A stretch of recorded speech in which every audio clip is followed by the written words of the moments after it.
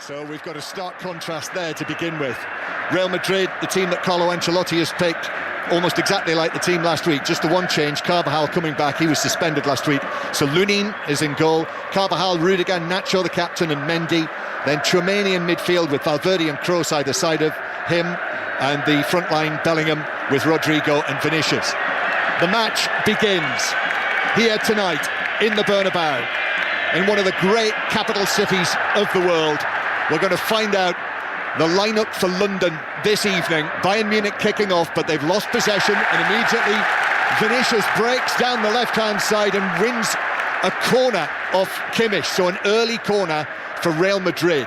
Bayern Munich, who have Neuer in goal, Kimmich, Dyer, De Ligt and Mazraoui, Laimer and Pavlovic, and then Sané, Musiala, Gnabry and Harry Kane. So a corner that Toni Kroos is going to take, the former Champions League winner with Bayern Munich.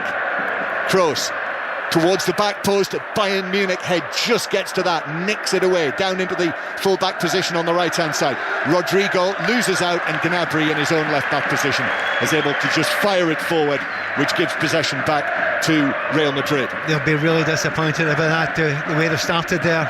They had the ball in possession, easy possession, gave it away. Vinicius Junior, I mean, the pace is absolutely ridiculous with him. And he got the corner, and then lifted as they were, he lifted them even more down at the corner there. So, well, I think you can guess right now who's on the ball. Yeah, it is Bayern Munich with De Ligt, and Kimmich is in danger of losing it on the edge of his own penalty area, but managed to just touch a pass back to De Ligt, who was able to clear it away downfield. So De Ligt has come into the Bayern Munich side in place of Kim. He has been out with a knee injury. It's not been said how much he's been able to train, but he's come back into the side tonight alongside Eric Dyer. This is what a remarkable story this is. England's Eric Dyer, who played only 4 times for Tottenham this season under Ange Postecoglou, was sent out on loan, and now here he is in a Champions League semi-final. It is extraordinary. They're not considered by one team, and it tells you a lot about players. You sometimes not even have to be good enough, you have to be in the right system and team. Laimer with a pass downfield towards the edge of the penalty area. Harry Kane was chested down by Sané on the edge of the penalty area, who feels that he was impeded. The referee, by the way, one of the best, if not the best, Simon Marciniak, the referee who was in charge of the last Champions League final and the referee who was in charge of the last World Cup final.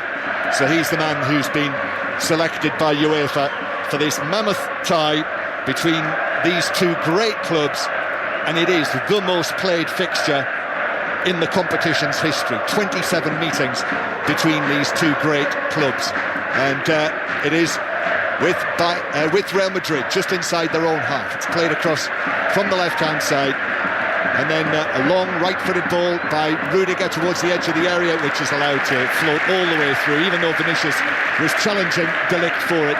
It bounced all the way through for a goal kick to Bayern Munich. So 0-0 on the night and 2-2 on aggregate, and they're also underway back home in the League One playoff semi-final. We'll keep you across that, the second leg between Peterborough and Oxford United. That begins with Oxford United with a 1-0 lead. But Bayern Munich take the short goal kick out from the back. It's played forward towards Kane on the halfway line, who is challenged there by Nacho, but the ball runs all the way to the other penalty area, where out comes Lunin, the Ukrainian goalkeeper, who was rather easily beaten in the first leg by Leroy Sané's fierce shot, it must be said, but it was a goalkeeping error. Yeah, but it's led to this phenomenal tie, the way it is just now. But talking about the referee being the best one, I mean, he won the pick of the week. It's actually what, the pick of the month, hasn't he? Pick of the week, Pat. Yes. Very good. Of the year, even. Very good. When a certain someone will be presenting Pick of the Week on Radio 4 this coming weekend.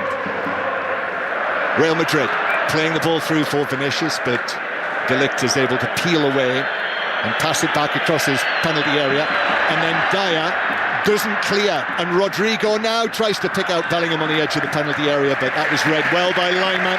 The Austrian international came across just in front of Jude Bellingham and was able to side-foot it out of play. It's just so much space. You know, sometimes you watch games and it's so tight in midfield, but because both teams have got wide players that have gone really wide and playing high, Sané and Musiala are trying to play as high as they possibly can.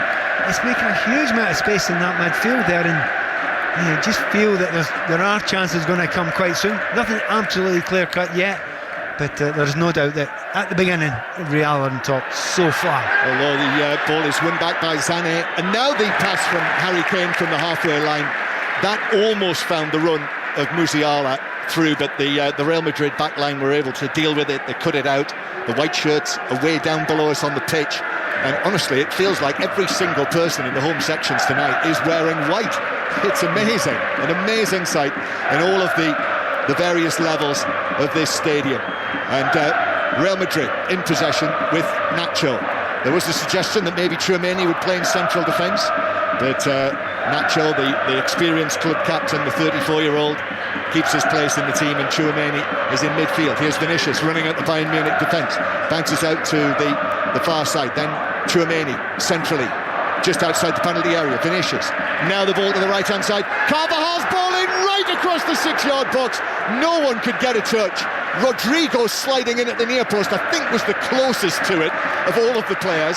And Real Madrid now, really strong start. Oh, challenged by Kimmich inside the penalty area. Bellingham went down. Referee Marciniak said absolutely not, instantly. No penalty. We had a conversation last night, and I said to you about Bellingham, he throws himself into, he's done it again, he's 100% done it again. He throws himself and says there's contact. No, he initiates the contact there. Well done, referee, got that one right. Big call in front of a packed Bernabeu, where the stands are clamouring for a penalty, and the referee sees it and gives it, and he gets the right decision. 100%. I mean, there's a lot of pro footballers that say that should be a penalty kick. Not a chance in my mind, because he's initiating it. He's on the ball and just throws his leg out there looking for it. But by the way, the chance before that, and the ball was put in by Carvajal after some beautiful play in the final third. Real Madrid are purring at the start. Yes, they are. Bayern Munich have had to withstand a strong start, as indeed, if you remember in the first leg last week, Bayern Munich started very, very strongly against Real Madrid, and then Real caught them with the sucker punch, that pass from Toni Kroos in midfield, and the finish from Vinicius, who scored twice in the first leg. Musiala playing it through. Now Gnabry right across the Real Madrid 6-yard box, and arriving at the far post. Harry Kane couldn't get there.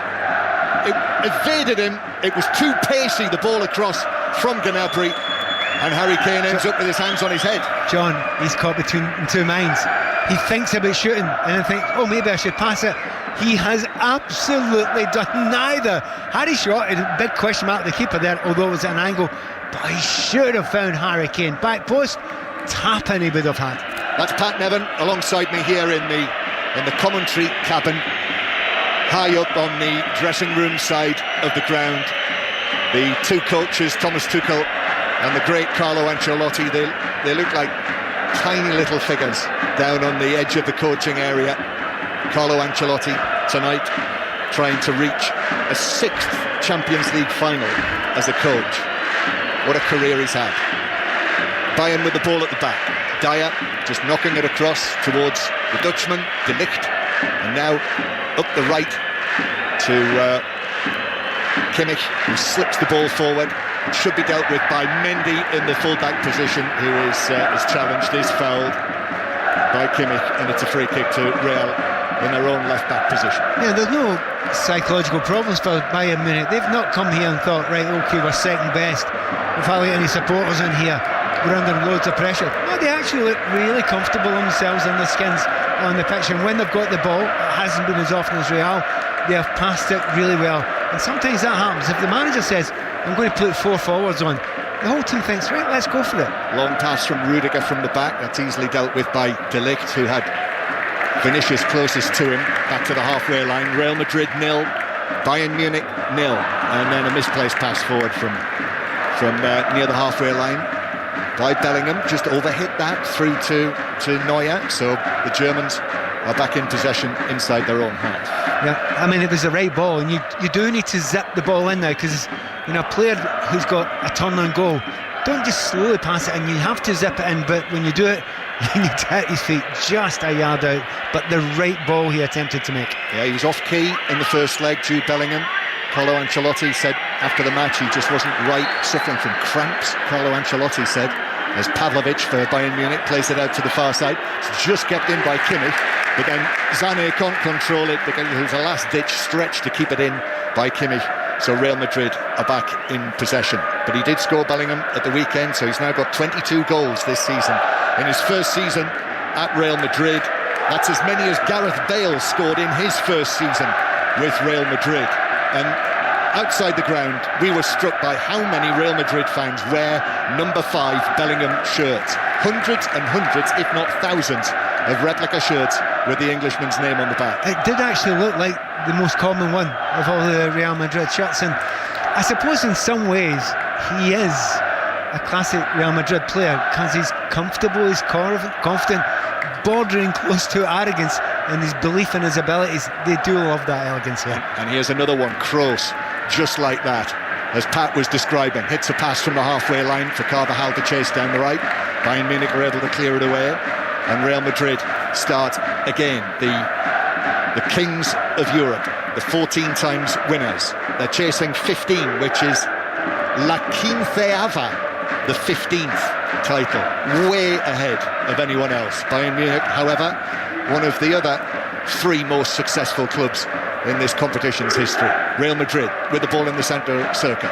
Tchouaméni out to the left-hand side. Mendy then to Vinicius, who's dropped deep and then tries to turn and take it away from Lima. And there must have been a little contact there. There was, as Vinicius went down, gets up, takes a quick free kick back behind him to Mendy, and then a pass forward to Vinicius again on the far side. Vinicius, who's taken De Ligt out there, and De Ligt is able to put the challenge in, out of play. Throw-in taken very quickly. Real Madrid recycle it, and then Toni Kroos on the ball, just turns to his left, turns to his right. Kroos, 34 years old now. It's a classic mix, this Real Madrid team. There are 4 of the team down there that are 30 or older, but there are 6 of them who are 25 and under. That nice mix of youth and experience. And they know, when the players have not been able to do it for them. It's noticeable they kept Modric, but they let Casemiro go. They know that they need legs in certain areas of the midfield, but the likes of Modric, he will add something late in games when he gets a chance. Yeah, the 38-year-old Modric, who was excellent, wasn't he, when he came on as a substitute in the first leg. Real Madrid, Bellingham heads it to Carvajal. Bellingham now tries to race onto this, but he's beaten to it by Eric Dyer, who is then able to clear it away out of play near the halfway line. Throw-in taken quickly by Real Madrid to Rodrigo. Bayern were almost caught out by that, and then Rodrigo tried to slip it through the legs of Dyer, who was able just to get them together in time. However, Carvajal does the same. Oh, the shot hits the post from Vinicius. Rodrigo on the follow-up, saved by Neuer. How on earth that didn't end up in the back of the net? It's like PSG last night all over again. Well, it's exactly the same thought went through my mind there. You knew he was going to score. By the way, the pass into him was through the legs of the defender, and I think it was deliberate. I think he meant that there. But a lovely turn there when he came onto it. He's not got any time at all. Pass comes into the middle there, turns, one touch, finds the back post. Everyone's stunned it doesn't go in. But then the rebound, saved again by the goalkeeper. There was complaints from Bayern Munich. I have no idea what they're complaining about. Super save by Neuer. I mean, bearing in mind that he's just been beaten, the ball hit the inside of the post, came back to Rodrigo, who was, what was he? I mean, he can't have been any more than 10 yards out, but shot straight at Neuer, who kept it out. Well, we say the chances are going to start coming. They've got any good positions, both teams, yet, but that's the first one. Well, it's not one chance, that was 2 brilliant chances in the one move there. But the speed of it, I have to say, so far in this game, I think Vinicius Junior and Rodrigo look fabulous. They look so sharp, so quick. Yeah, they come again, Real Madrid, to the edge of the penalty area. Bellingham tries to hold it up, but De Ligt is able to get a touch on that. Real Madrid again, though. Tchouaméni just casually taps the ball back towards the halfway line to Kroos. Now Bellingham again. To the left-hand side, Mendy is there. He's the odd one out, by the way, Mendy. He's 28 years old, so he's the man in the middle. As the ball is played back by Kroos into his own half, where Lunin is well out of his penalty area. That's a big escape for Bayern Munich in the first quarter of an hour to survive that. But Real Madrid come again, and Bellingham again just slips the ball into Vinicius, edge of the area. A curling shot well wide from Vinicius, who opened his body left side of the penalty area, and with his instep couldn't get really any curl on it, and down there in his green boots he turns to the stands and waves his arms and says, come on, give us even more. It's the ease and the speed in which Real Madrid get into that final third, and even indeed into the penalty area as well. They're very, very, very quick, very positive. They're taking every free kick and every throw in quickly. They're not slowing it down at any point in time and holding possession. That's not their type of game tonight. They want to get onto a team. It's as if they think, we're actually sharper than you, we're fitter than you, we can put you under pressure and you will make a mistake early on in the game. It wasn't even a mistake that led to those couple of chances. It was just the pace they moved the ball. Yeah, and that pass from Carvajal through the legs of the defender to Vinicius. Am I being kind? I think he meant it. I really do. If he did, that was something else. But the save as well from Neuer, who's now 38 years old, don't forget, as Real Madrid come again. But De Ligt is able to come across the edge of the penalty area. Whenever I see De Ligt, can't help but think as Neuer might have to be careful here, which he is with his feet under pressure from Rodrigo. Remember De Ligt scoring in that semi-final, that unforgettable Ajax-Tottenham semi-final 5 years ago now, which is hard to believe, when Tottenham most unlikely came from 3-0 down to reach the Champions League final. As the ball is slipped through on the right now, this could be an opening for Bayern, but the cross from Sané on the right-hand side, he couldn't beat the first defender, and Real Madrid are able to clear it. I cannot believe he did not cross that ball with his right foot. He's gone to the corner on the right-hand side and goes with his left. Madness. Real Madrid sweeping forward again. Valverde to the edge of the penalty area. Then his ball kept in really well by Vinicius on the left-hand side. Vinicius now up against Kimmich. Vinicius back towards the edge of the penalty area. A nice turn and into the penalty area for Bellingham, and that's blocked. Two defenders in front of him. And Bayern Munich are able to scrape it away. They've had a couple of opportunities, Bayern, on the break and not been able to take advantage of either of them. Yeah, but they'll be delighted with the fact that they're getting that. I mean, you can come this place here and get nothing. You know, stuck in the half, your own half, can't get out.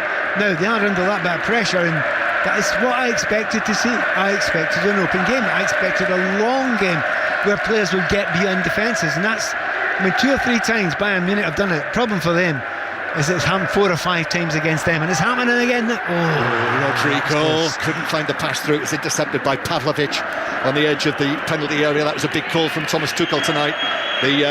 He's just turned 20, Pavlovic, born in Munich. He's been in the Germany squad under Nagelsmann, so he might be in the squad for the Euros in the summer. Pat will be there with us, by the way. Euro 2024, 5 Live will deliver you every blow of that, so do join us for it. Not far away now. Bayern with Dyer at the back. Now to Kimmich on the right-hand side.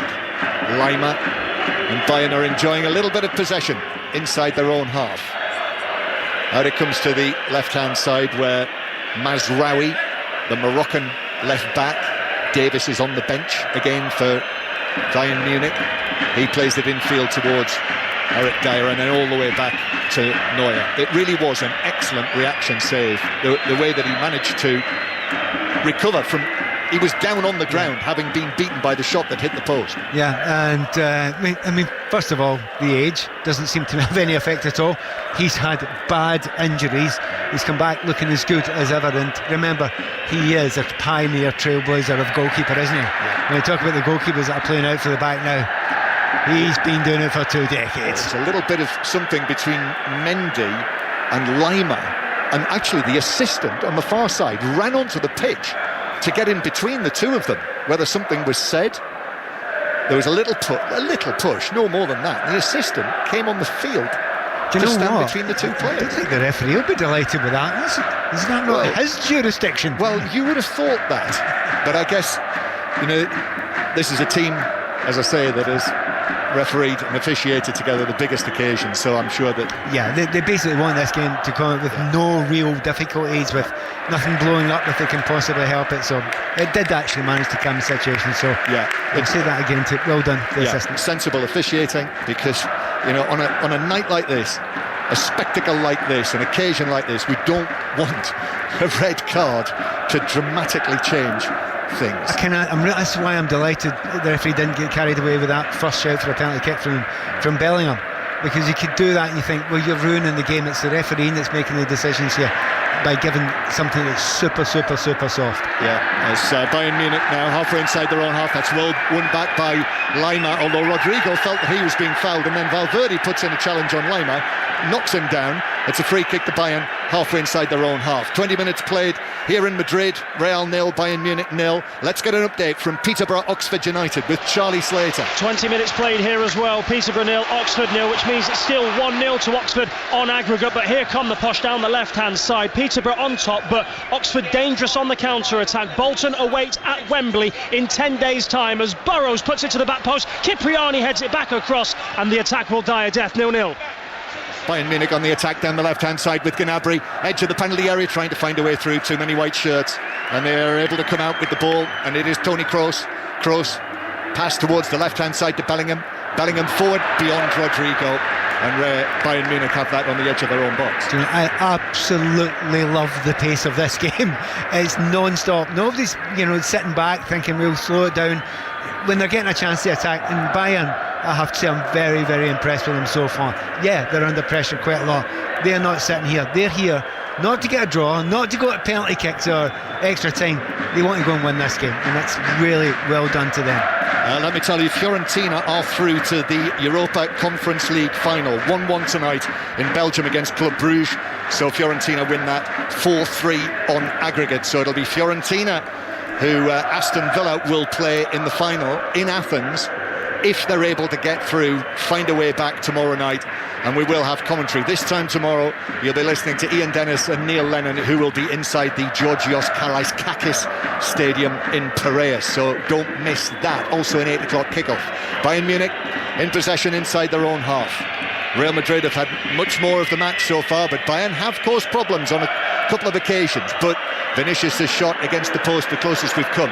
Now Lima is able to carry it forward, finding a pass to Sané on the right, but on the stretch Sané can only prod it straight behind and past Mendy for a goal kick. And now I know why he didn't try that cross with his right foot before. If that's the level of touch you've got with your right foot, look, it's very lefty, but it just looks really uncomfortable over there. He wants to get in the final third and then drag back towards the 18-yard line and have a shot with his left foot.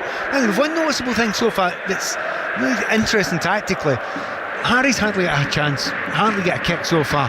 He's got two centre-backs, but he's also usually got Cruz or sometimes Tchouameni sitting right in front of him as well. Three players trying to stop him. The thing is, that's leaving a few gaps for one or two other players at Bayern Munich. They need to make good use of that. Oh, Rodrigo does well. He's away. He's past Nasraoui. Plays it into the penalty area, but a poor touch by Vinicius meant that De Ligt could pounce on that and volley it away to the halfway line. You don't dive in with Nasraoui, especially against players that have blinding place of Rodrigo. Very, very easy for him to get by there. Ferland Mendy lifts the ball forward. That's headed out of play by De Ligt. I must say, in the early stages, De Ligt, having come back into the team, he's been excellent tonight. The right-sided central defender. What a turn that was by Bellingham on the dead ball line. It was a Zidane turn. Yes, it was. In a number 5 shirt, playing for Real Madrid. Bellingham has just demonstrated a Zidane roll, although he did actually roll the ball out of play. Yeah, which Zidane, let's be fair, didn't often do it. I suppose the difference of the two of them when they didn't often do them there. Yeah, that's an interesting place to try it. To be honest, you can see he's just desperate to get into the ball, onto the ball, Jude Bellingham. He is finding the odd gap now and again. It's been a wee bit tough for him here. I think the players that have really shown out have been Valverde to some degree, but Rodrigo and Vinicius Jr. a little bit more than Bellingham, but he just wants to go in the ball, and as I say that, he goes back and gets it. Harry Kane with a sturdy challenge on Toni Kroos there, centre field, left the great German on the ground. Wonder whether we might see that one revisited at some stage during the course of the summer. 0-0 here in Madrid on the night, and even though in our cabin here it is quite cool with the air conditioning on, it is a warm night here in Madrid after a beautiful day. Dyer under pressure from Vinicius, clears it but only to Bellingham on the edge of the penalty area. Bellingham tries to weave his way, find a position, finds a lovely pass to Valverde, who cuts in field, the Uruguayan. He's on his right foot, ball to the edge of the penalty area. That's cleared away by Dyer, comes back to Toni Kroos. His ball is charged down by Lima, then Valverde jumps into a challenge. Suddenly it's very scrappy. Kane trying to break away, was just clipped by Carvajal, wins the free kick, and then actually stood in the way of Kane, who was looking to take a quick free kick, and then ran away back into the right back position. Harry Kane should have just played that there. Absolutely should have just played that. Carvajal's been clever, as we know over the years. He is very clever, but he stopped a real good chance there, because Sané's gone wide on the right hand side, was free, wasn't able to find him with a free kick. Had he taken it, it may well have been that Carvajal had been booked, and to be fair, he would have deserved it. Real Madrid 0, Bayern Munich 0. 25 minutes played. It is genuinely absorbing. They haven't let us down these semi-final matches in the Champions League this season. First time for 4 years there have been no Premier League clubs, no English clubs in the Champions League semi-finals. But the quality has been tremendous, and the officiating as well, as we've touched on that in all of the matches so far. Let's hope it stays that way, as Bellingham very much involved, much more than the first leg last week. Finds Vinicius on the left, but in goes De Ligt, puts in another good challenge, and it's out for a throw down the left. You just keep on seeing it. Vinicius gets the ball, he runs at defenders, they feel they've got the pace of the defenders that are marking them. As we're speaking there, I've got Gnabry's gone down injured. Sat down. He's not had to seek his troubles with injury, has he? Over the past. Yeah, I mean he's had a season that has been totally disrupted by injuries. Hip problem, he fractured his arm, he's had an adductor issue, and most recently he's had a hamstring problem. I think that's his hamstring again. It's back of the left leg. I think that looks like a stick-on hamstring. So yeah, I suppose you're suspecting Muller's the classic, obvious one you'd want to bring on at this situation. I don't think you take a chance there. I mean, even though it's the end of the season, if you've gone down there, it was off the ball, he's got to come off. Yeah, that's a blow, an early blow for Bayern Munich in the first half hour to lose Serge Gnabry. They probably knew, John. They probably knew and just thought, give it a go. This is it. This is the season. You might as well find out now. They have found out, and actually there is a change, but it's actually going to be Alphonso Davies who's going to come on. So I think that must be a reaction to the way that the match has gone so far. Could have been Muller, could easily have been Muller, but it is Alphonso Davies, the Canadian international, who has been brought on to replace Gnabry, and it does look as though Davies, he's going to be playing on the left-hand side of midfield, as it were. It's almost like a 4-4-2 at the moment. Weirdly, the way that setting up Musiala is going alongside Kane, maybe just behind Kane, and 4 players behind that. You've almost got a left centre back and a left back. Rudiger's ball into the area, Bellingham heads it down, and Vinicius went for the overhead kick and missed it completely. Yeah, we've seen 1 or 2 Real Madrid players that are good at overhead kicks. That wasn't the best one I've ever seen, but I mean, Alphonso Davies is an interesting one to bring on, because he's a player at his very best. Could be one of the best players on this pitch just now, but he's not been able to get a game, and whether he's slowed down a little bit, whether he's just not put it in. Maybe he's one of those ones that's the hunger's gone a little bit for. We shall see tonight. Mazraoui's been preferred, as Kimmich has a venture forward, and then Kane hits a shot that is narrowly wide from inside the D. It fell to him, and that is peak Harry Kane there. That is a man who's scored 44 goals this season. That was struck on the turn brilliantly well, and that was a matter of inches wide of the foot of the right post. I would argue that is it's a brilliant save. Lunan's got across there, and he's clipped it round. There's only one angle you can see it for, it's a save. But I honestly don't know many other players in world football that would take that shot on there. Not only does he take it on, he gets it with power, low, with it back to the goal, on target. Brilliant play. Fine save by Lunin. Well, he's certainly earned his place in the team there. Here's the corner for Bayern Munich. Lunin comes and catches it high on the edge of the 6-yard box. Excellent take, and then overarmed it out, tried to find Vinicius, but Bayern had men back, and Musiala, I think it was, who was able to throw himself at it and make sure that it didn't reach Vinicius. But we've seen one very good save by Neuer at one end, and now we've seen an excellent save diving to his left at the other end from Lunin to keep out Harry Kane. That's classic Harry, as you say. He's not had much of the ball. He's working hard, he's getting himself in good positions, but they're all over him. They know how dangerous he is, so there's almost 3 players detailed to make sure that they're around him at any one time. It doesn't matter. When you do something like that, there's nothing much you can do about it. Definitely one of the best moments, if not the best moment of the game so far. Real Madrid 0, Bayern Munich 0. 5 Live, BBC Sounds. And still Peterborough 0, Oxford United 0 in the playoff semi-final.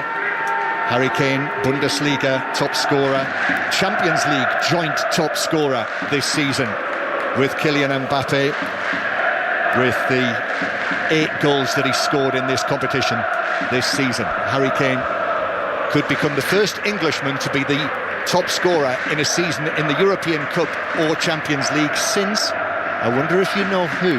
Well, here is the ball on the right-hand side with Rodrigo. That is blocked, bounces into the penalty area nevertheless. And now played back to Rodrigo again, comes centrally to Toni Kroos, 30 yards out, looking right down on him. Valverde, now here's Carvajal on the right-hand side, who goes back towards the halfway line, and Real Madrid will start again. Kroos just drops in there alongside Nacho and Rudiger, the wily Rudiger, Champions League winner with Chelsea. Now Valverde in the green boots. Valverde's pass actually hits Pavlovic. Kane goes for an early pass. Sané's racing through. It's a question of whether Nacho can get there, and the home cheers will tell you that he was able to get there and pass it back. And you know, if that would have been up the other end with the pace of Rodrigo or the pace of Vinicius Junior, they'd have got there. And that's maybe the biggest difference in those two teams just now. Not enough pace there, Sané. Vinicius coming in from the left-hand side, uses Tchouaméni. Now it's back out towards Mendy again.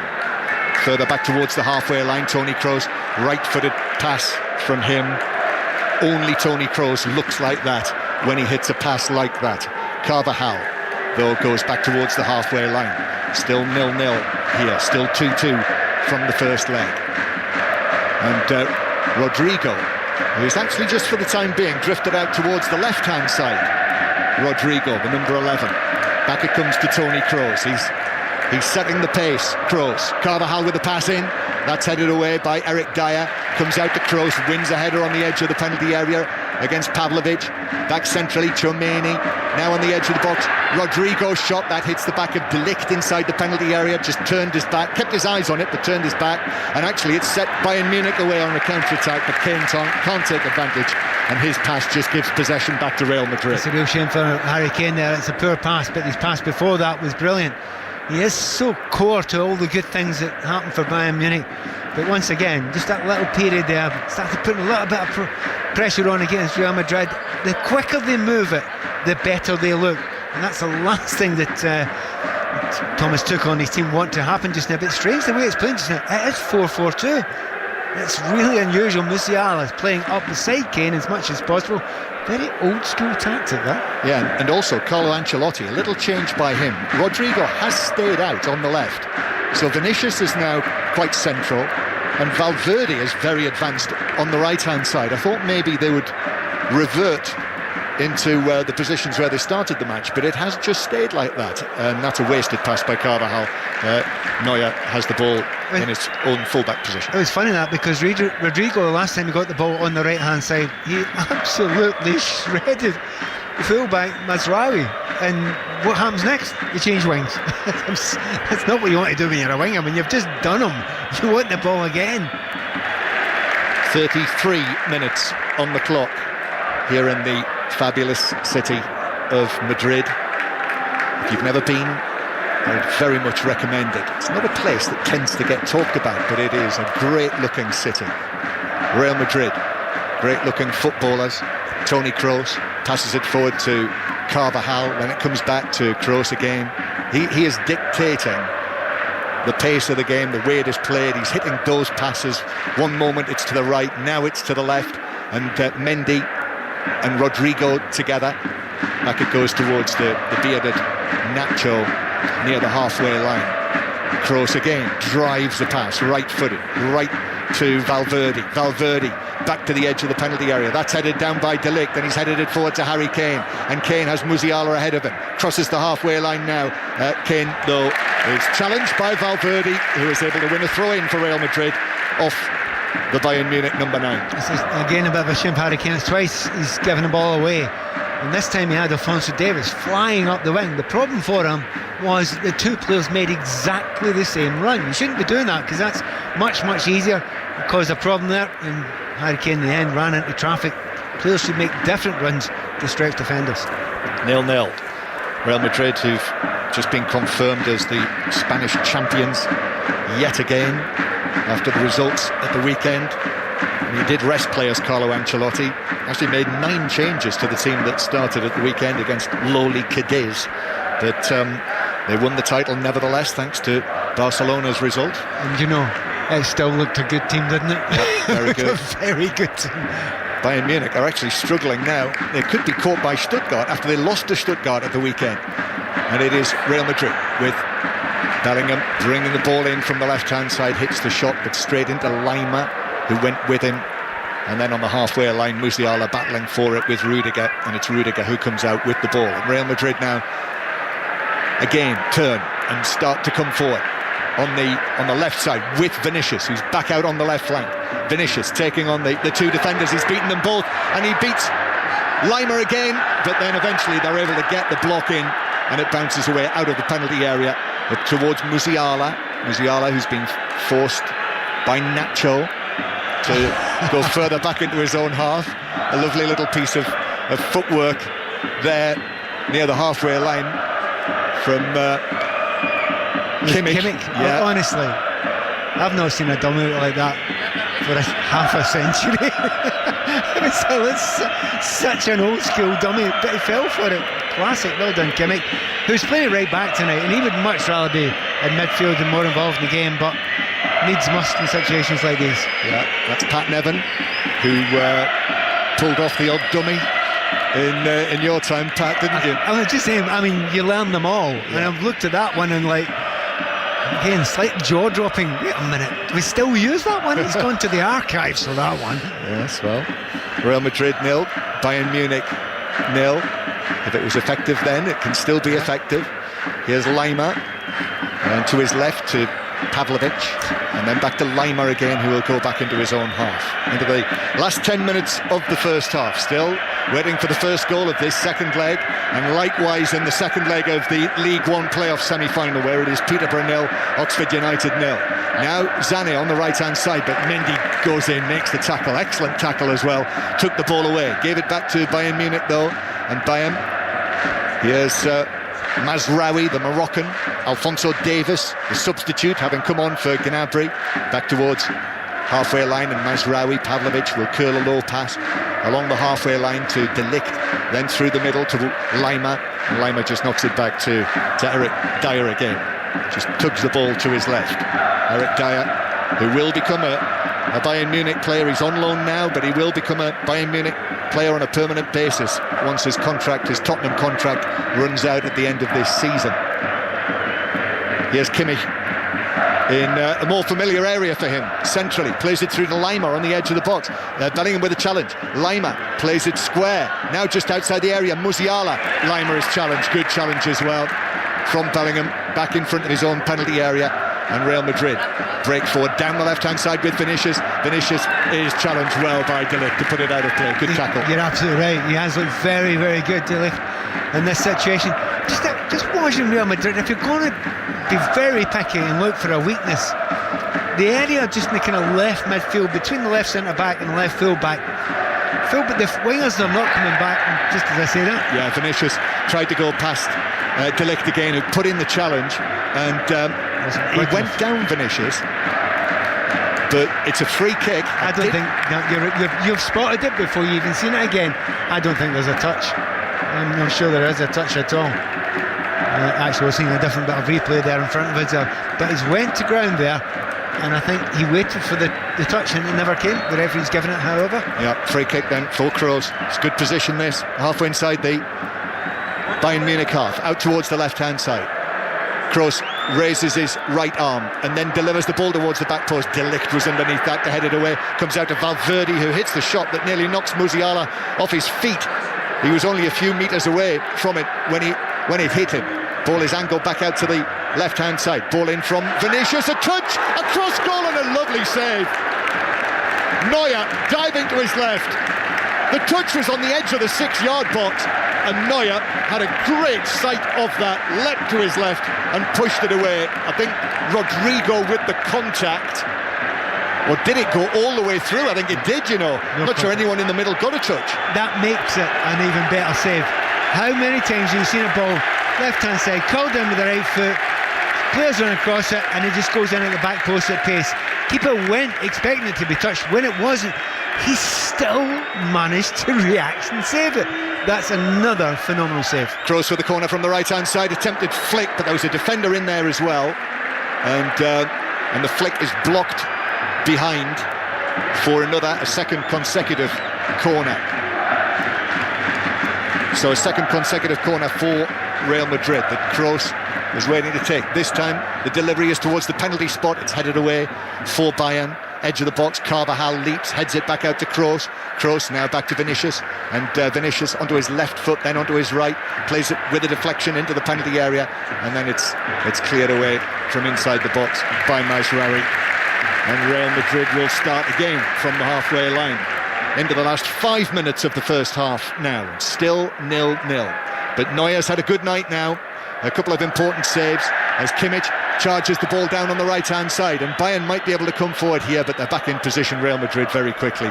And Real go back to Lima, who does well, rides the challenge from Jude Bellingham into the centre circle to Pavlovic, and now Alphonso Davies. Davies beats Carvajal, 3 Real Madrid players around him.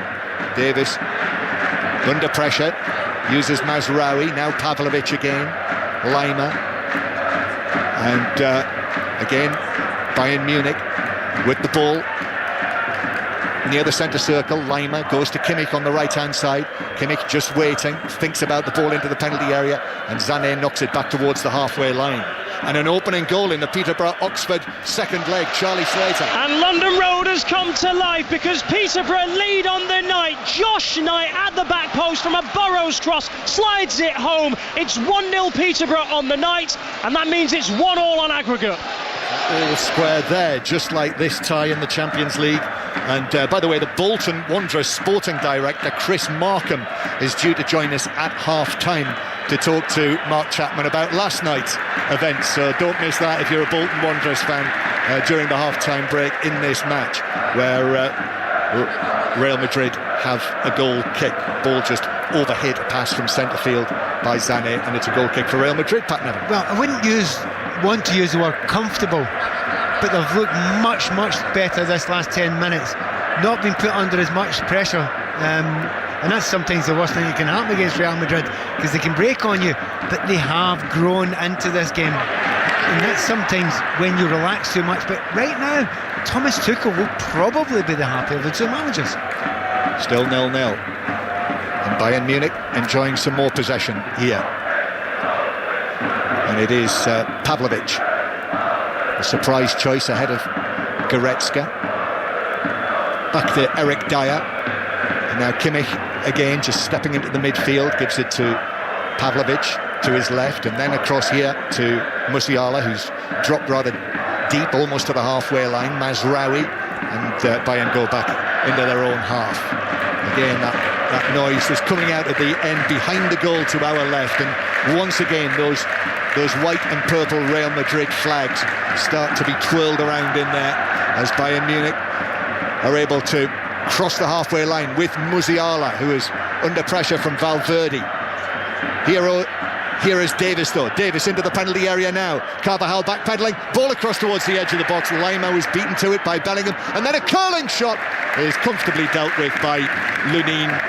The effort from Mazraoui on his right foot, the left back. It was on target, but quick steps to his left from Lunin to pat it down.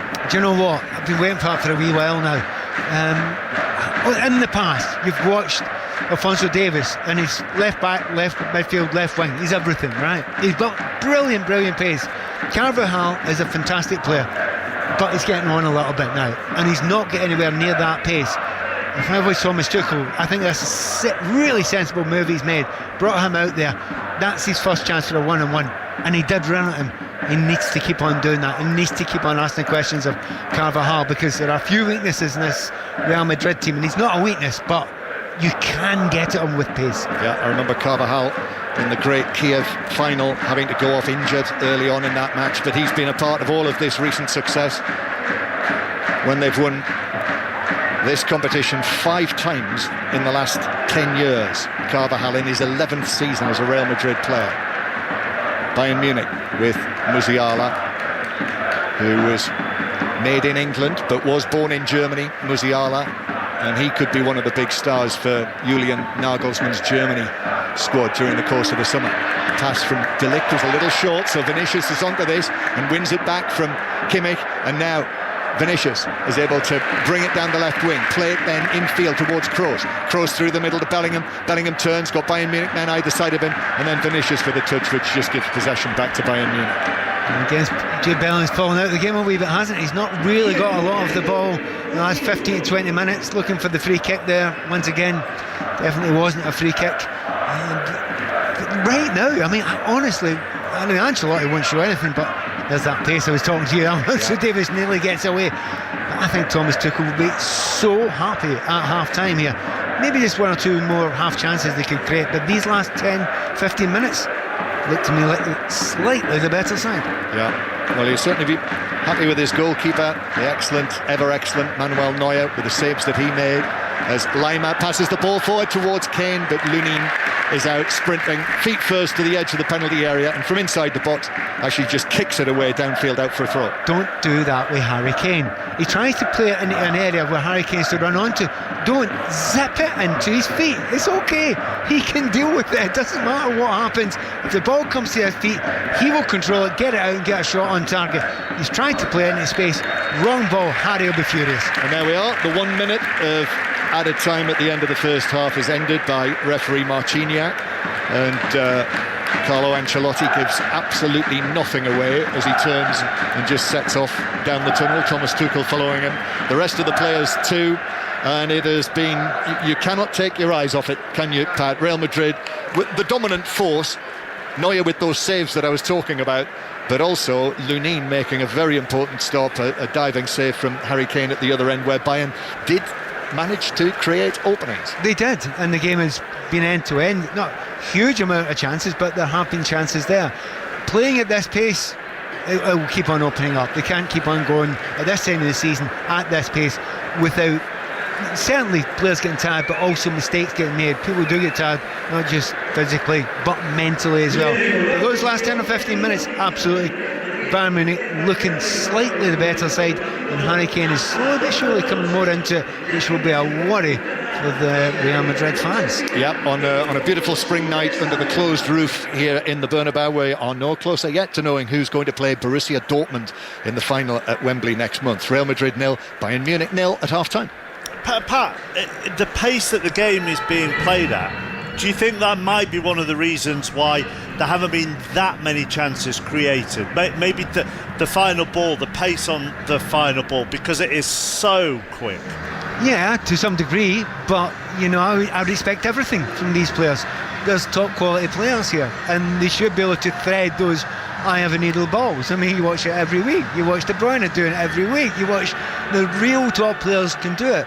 And it has been a few times in this, you know, certainly actually more Bayern, I would suggest, than Real Madrid.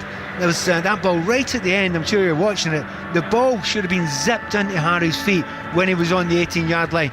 You know, I know, everybody in England that watches football knows, you put it in his feet there, don't worry, you're going to get a shot on target and probably a goal.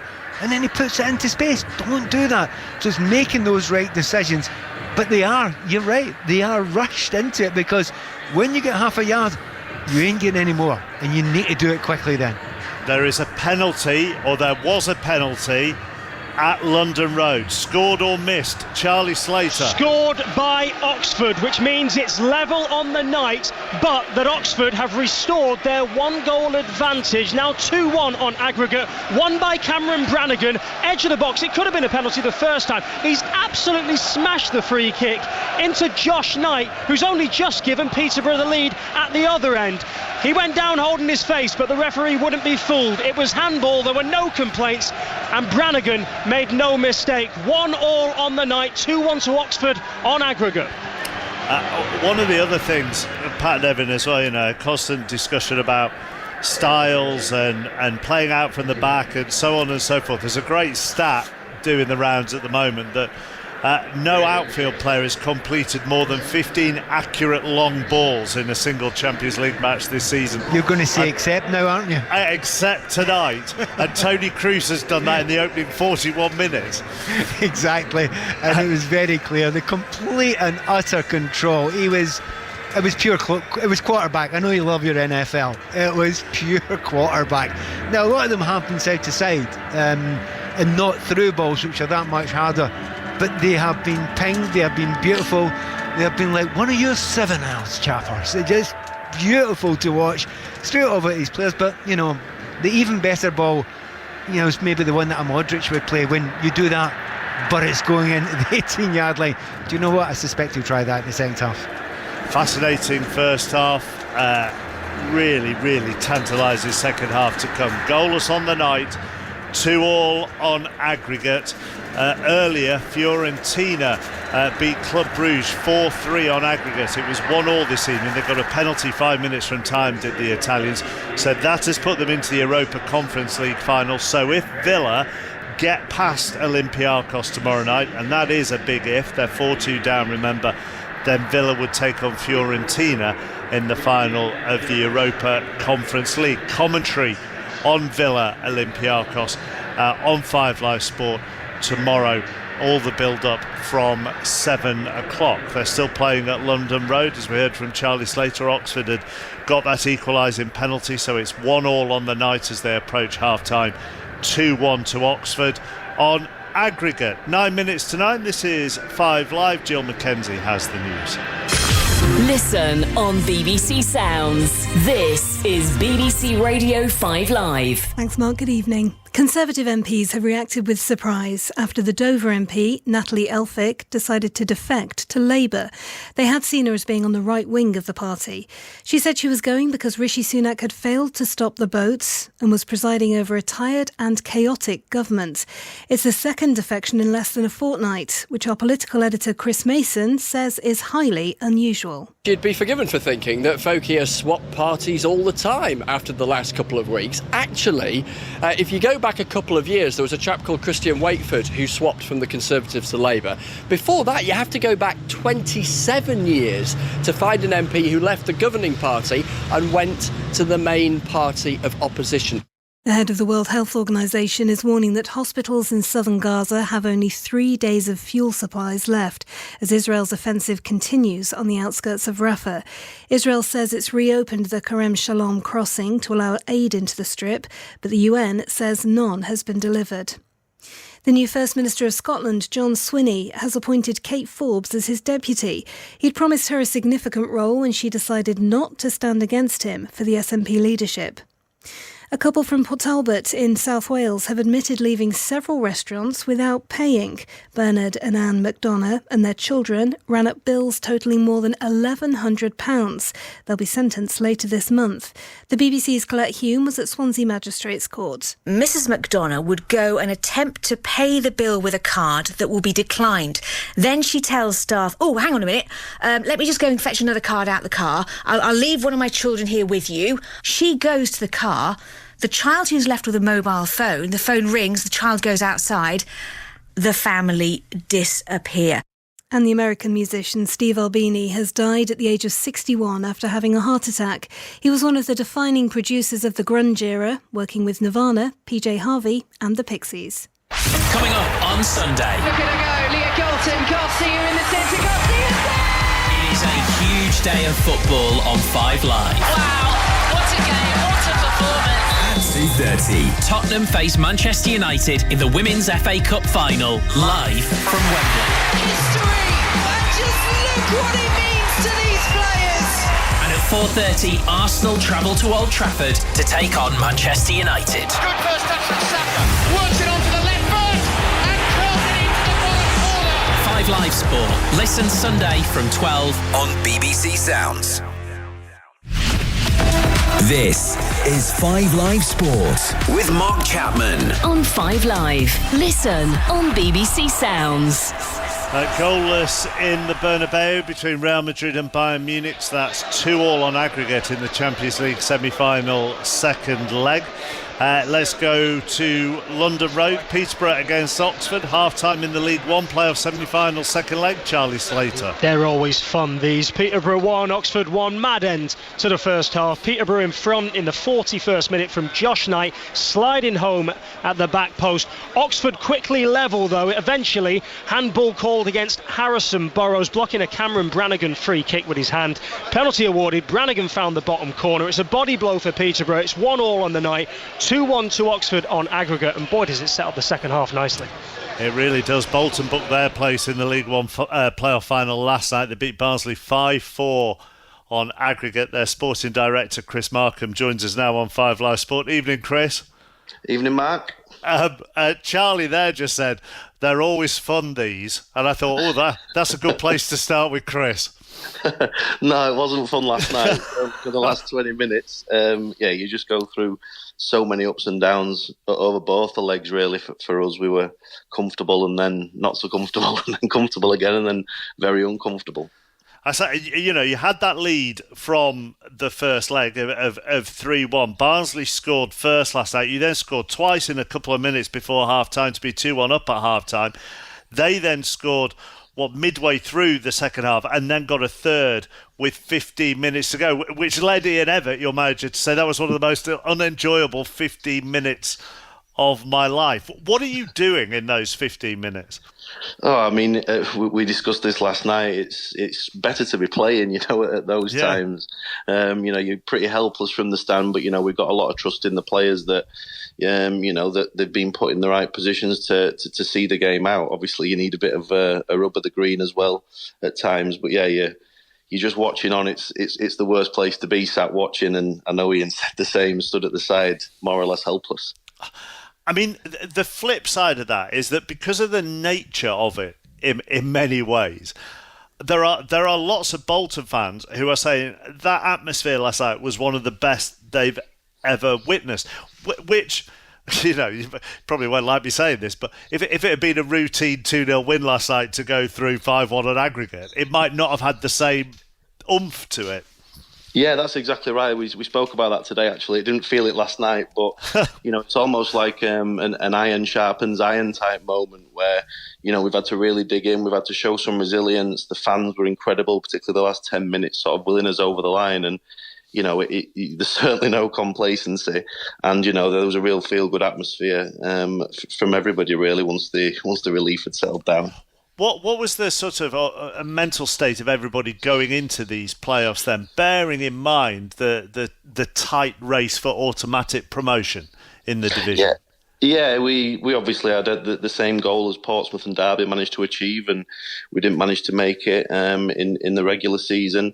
I think we were very, clear, though, that there's 3 ways to get up out of this league, and no one's going to care this time in August which of the routes we took. We'll all start on 0 points, and if we manage to get into the Championship, then, no one's going to look hopeful when we become an established Championship team over the next couple of years, how we got there. So just immediately turn that disappointment into focus, really, which I think everyone's done really well. When you're looking at putting a squad together, when you're trying to build this with your manager, what are your philosophies? What are you looking at from a squad? I thought it was interesting that Kieran McKenna, when he took over at Ipswich, when they were mid-table in League One, talked about wanting players who were humble for the challenge at that level. Yeah, that's a really good point. We've been lucky that obviously we've been given a good bit of time with some stability from the board who have backed us really well. But we've been able to progress every year and sort of evolve the squad in a measured way without having to have any big overhauls. But one of the keys that we've always looked for is that hunger. We've not got many of our team at the moment that have got like an experienced Championship CV. And that's almost deliberate in a way to try and ensure that we've got people who, have got a point to prove and really want to make sure that they are, they can prove to people that they have got what it takes to play in the Championship, whether that's coming from the lower leagues or having had a brief spell in the Championship or, young players on loan. So, yeah, it's a real art, but obviously the main point that we need to ensure is that myself and Ian are aligned, and we're lucky that we're incredibly aligned in the way that we view the game and how we want to go forward. if you're competing for crowds, if you're in the Premier League, then the catchment area you are in is not brilliant given the size of clubs that are around Bolton, whether that be in Manchester or on Merseyside. But if you're looking to build here, and obviously Conor Bradley was at Bolton last year, is the catchment area actually of benefit to you? Yeah, absolutely. Yeah, we've managed to get some really good relationships with the local clubs for loans. I think there's a few reasons for that. I think geography is one, but we like to think it's not just geography. I think our playing style, it sort of suits that in terms of particularly from some of the bigger clubs, and also there's a huge pressure and expectancy to win. And when you're playing, attacking football with expectancy to win, there's some of the things that players like Connor and James Trafford are going to have to put up with when, to break through into the parent clubs. So, yeah, it has been a help for us, but hopefully it's not just the geography why we've managed to gain a bit of trust. You prefer it calmer at Wembley, would you? Yeah, but I'm not holding out any hope. The Bolton Wanderers doesn't do things easy, so, yeah. Thank you for giving us your time, Chris. Really appreciate it. Go well at Wembley. Brilliant. Thank you. Thank you. Cheers. Thanks, Mark. Thanks. Bye-bye. Chris Markham, Sporting Director of Bolton, after their nervy 5-4 on aggregate win over Barnsley last night. The other League One playoff semi-final could be going down a similar route. Remember, Peterborough 1, Oxford 1, Oxford 2-1 up on aggregate, and you would say the Champions League semi-final is probably headed down the same route as well. Goalless at the break, 2-2 on aggregate, ready for some fun and games in the second half. Here are Pat and John.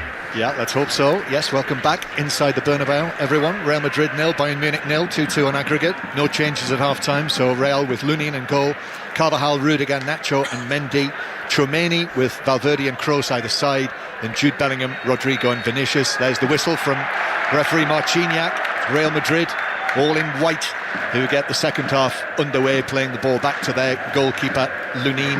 And Bayern Munich, having made the change in the first half, Gnabry having to go off injured, Alphonso Davies coming on. So Neuer in goal, Kimmich, De Ligt, Dyer and Mazraoui, then Laimer and Pavlovic, Sané on the right, Davis on the left, and Musiala and Harry Kane. I noticed came out onto the pitch, twisted, gave a little reverse sprint, and he's ready for the start of the second half.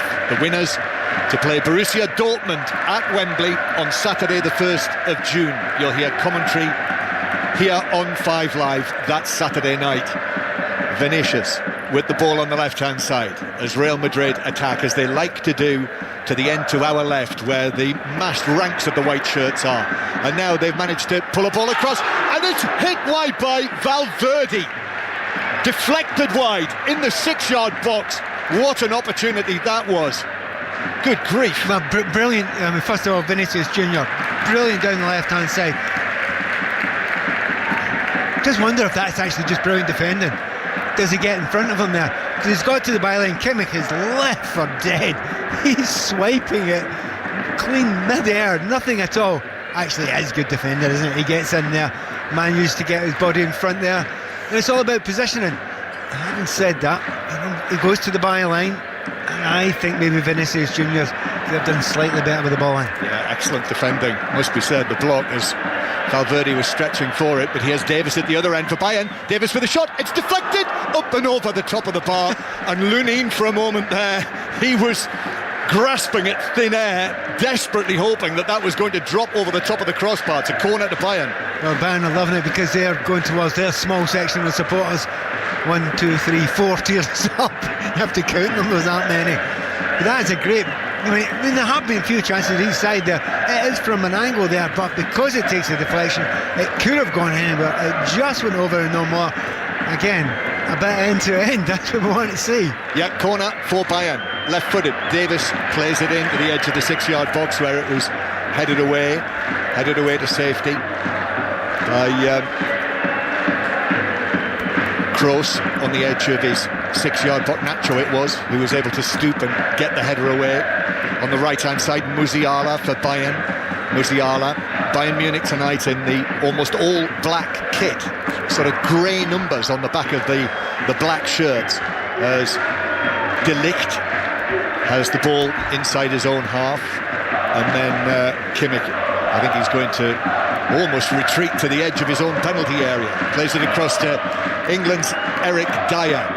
Gareth Southgate very much aware of the fact that Dyer is currently on 49 caps. I wonder whether he might be in the squad at the end of the season, the extended squad that Gareth Southgate will name before the Euros. As Musiala, nice play from him, couldn't find the pass to Harry Kane. That was intercepted by Nacho, and now it is Bellingham for Real Madrid to Vinicius on the left-hand side. Vinicius running at Kimmich, goes for the byline, pulls it back towards the penalty spot, but Pavlovic was there for Bayern Munich, under no pressure, able to get a touch on that, and Bayern will bring it away from the back. Vinicius is getting by Kimmich just far too easily now. It's pure pace. I mean, he's got a trick as well, we know that. He's got plenty of tricks, but he's not doing anything particularly fancy there. Just throwing his shoulder down and then going to the byline. Kimmich, he just cannot get near him at the moment. So, I mean, if you are Real Madrid, you want to get the ball out to that left-hand side as often as possible. That's Pat Nevin. We're here in the commentary cabin, high up in the Bernabeu, watching Davis attacking for Bayern Munich. Harry Kane, 25 yards out, takes it round the outside, gets the ball across the penalty area, left-footed, cleared away by Nacho. Davis takes that ball down beautifully on the top of his left knee, but Valverde was able to nip in and clear it away for Real Madrid. Once again, Bayern back in possession. Lima, the fair-haired Austrian, pass is short from Sané. That means Jude Bellingham is able to carry the ball forward, and there's a little touch on him from Sané, although the referee's not having that. No free kick. Do you know, it's because it's become obvious what Jude Bellingham does, that gets the referees see it. They watch all the games. In that time, it's a bit of a shame, because I think he does get clipped that time. Davis into the penalty area for Bayern on the left-hand side, tried to pull it back, but Kroos was in position on the edge of the penalty area, and it remains 0-0. And of course the tension will build on an occasion like this, on this beautifully mild, not too warm evening. Although it's difficult to tell with the air conditioning on in this cabin, but last time we were outside, that's how it felt, as Lima goes back towards the halfway line. Must be absolutely great being Borussia Dortmund tonight, being able to watch this and see how it develops, knowing that their position is safe in the final. Lima passing it out to the right-hand side. It could be just like 2013 all over again. Could be only the second all-German Champions League final. Bayern, that's what they want. Bayern passing the ball out of play though beyond Lima, and it bounces out for a throw-in to Real Madrid. Indeed, Mats Hummels, the man who scored the goal last night, has put out a post tonight on social media which has gathered a bit of reaction. 3 million views. Hummels saying, so many teams wanted to play against us. Lucky we are really nice guys and made it to the final so that as many as possible of them get the chance. Oh, nice irony. Yeah. And he has a reputation as one of the nicest men in football, Mats Hummels. A real standard bearer for the kind of standards that you want to set both on and off the field.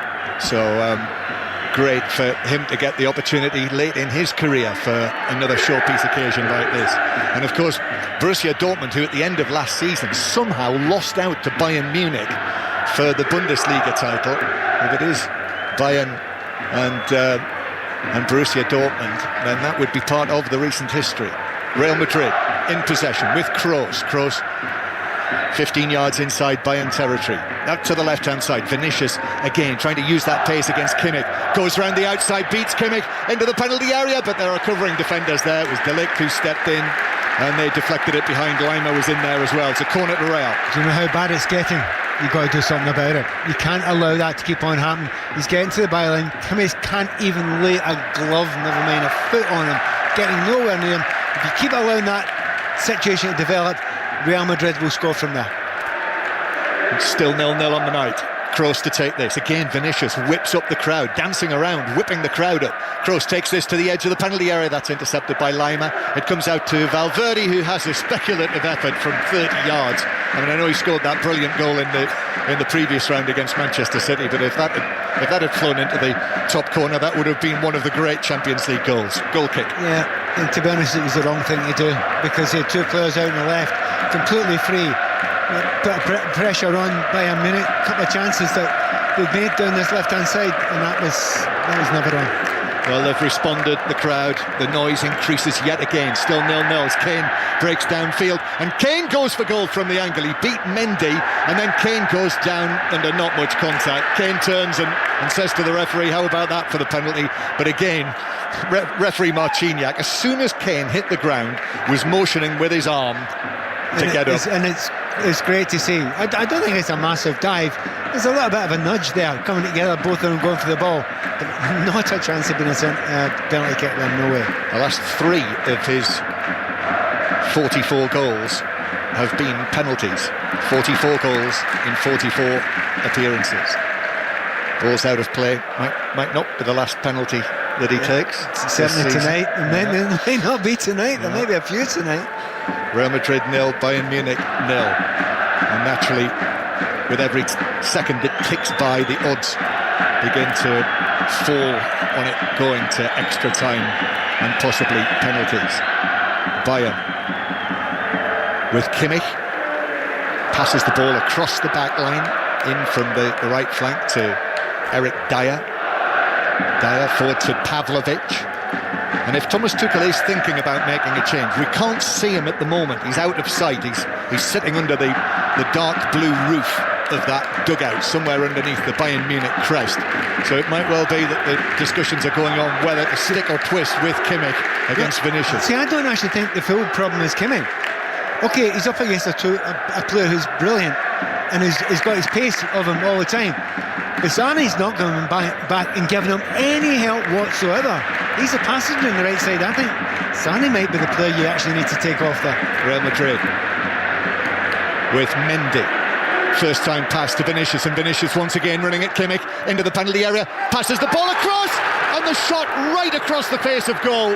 There was a defender in there with Rodrigo on the edge of the box, and he couldn't steer it into the bottom far corner. It rolled wide of the post and behind. Would you say that 4 times in this second half that Kimmich has done? He's been done down that right-hand side for Bayern Munich, and again, it's not genius. It's not that difficult. It's quite easy for him to get by there. So, as I said, after the first time got to the byline there, if you're a winger and you've done your fullback, just give him the ball all the time. Well, Real Madrid are doing that now.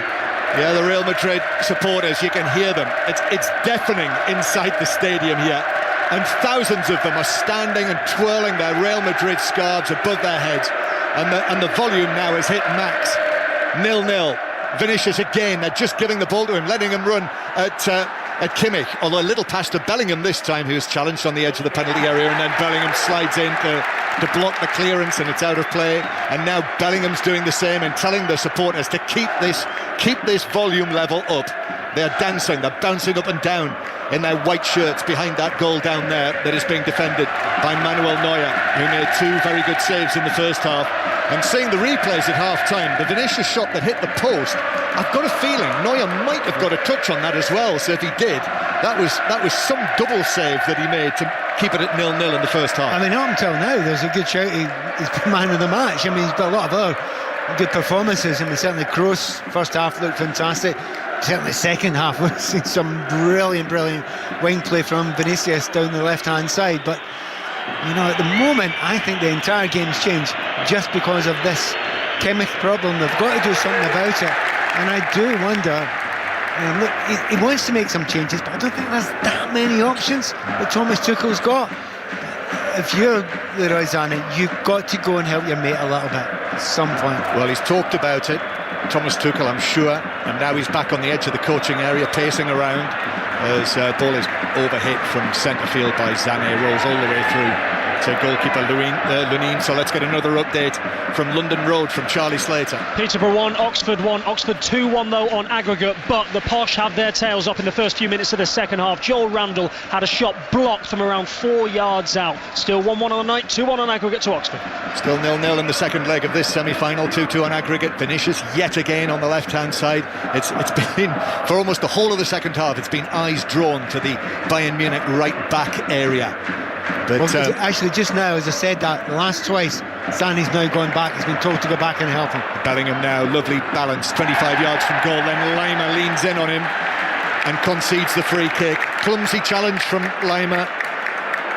Bellingham helps him to his feet. The two of them exchange a few words there, but it looked like a clear free kick for Real Madrid and Bellingham. Yeah, that's 100% clear free kick. I mean, he's going for the ball, that's fine.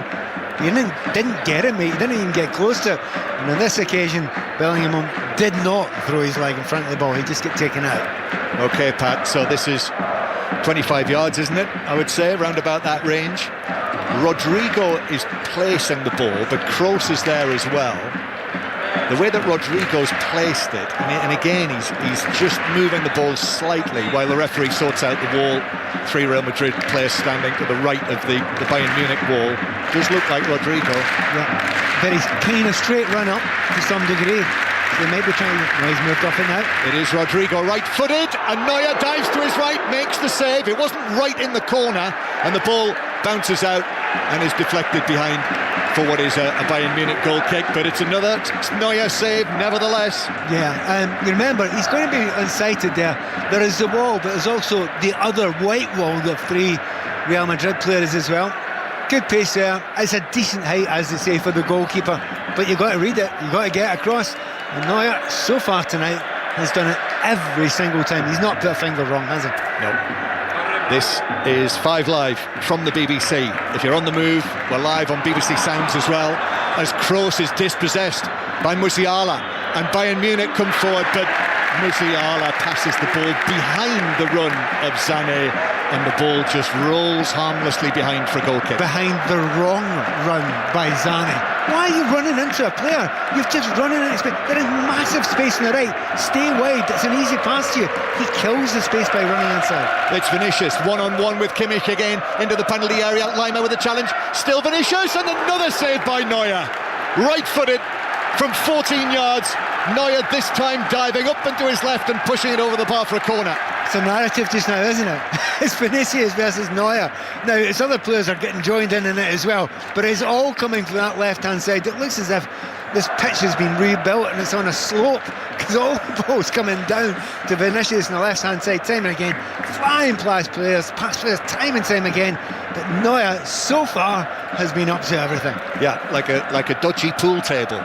Here is the corner for Real Madrid from the right-hand side. It comes out to Rodrigo in the box, drives it across the penalty area, left-footed, it's cleared away, lifted back in by Tchouaméni, but headed down, and Bayern should get this away with Davis, the substitute, who carries it out towards the far side. They haven't cleared it yet. Davis just stretching for it, and then that's a safe pass to the edge of the penalty area. Remains 0-0, and we're into the last half-hour, Pat. Yeah, and it's completely changed the game. You know, the game went to and fro in the first half. Bayern were doing really well.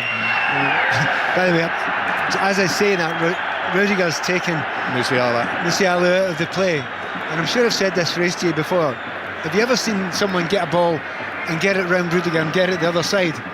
Well, that's one of the occasions why you see it never happens, because he'll wipe you out rather than allow that to happen. Well, Kevin De Bruyne, remember the Champions League final in Porto? Kevin De Bruyne, who was taken out by Rudiger.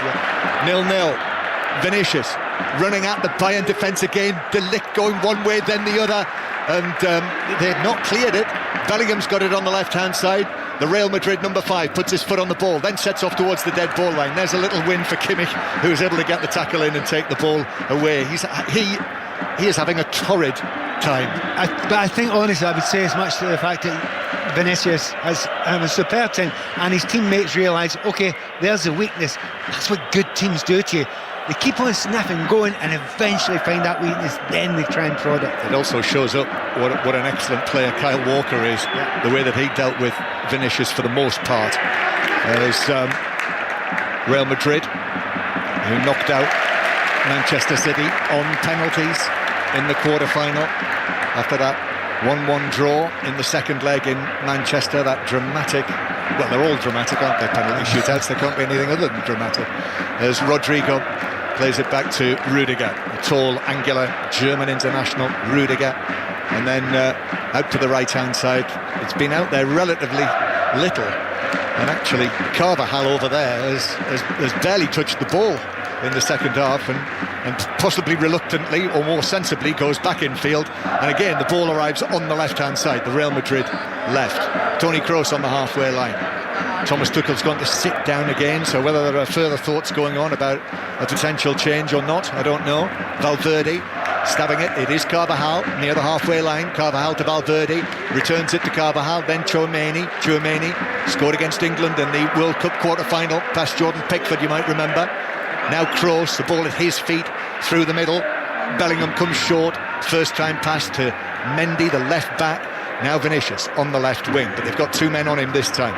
Rodrigo is there as well. They've got both of them, number 11 and number 7, the danger men in the flanks. On that left-hand side, Vinicius to Mendy, then back to Kroos. Kroos goes for the long crossfield pass. Valverde's away over there on the far side, almost on his own, eventually closed down. Valverde's cross to the back post, goes through everyone. Kimmich let it go, but it's kept in by Vinicius, and it's Vinicius against Kimmich again, who dives in, gets the ball, but I think gets the man as well, and it's a free kick. A handball, possibly. Yeah, goes to ground. When it goes to ground that easily, I think the ball's gone beyond him. I think he's done again. He is done again. And it's a handball. Lucky for him, it's outside the box. Yep. But you have to say, once again, 1-1, Kimmich, he has no answer whatsoever. None. Big problem for Bayern Munich. Sooner or later, you would think it's going to lead to a goal. It just feels as a... And it's changed.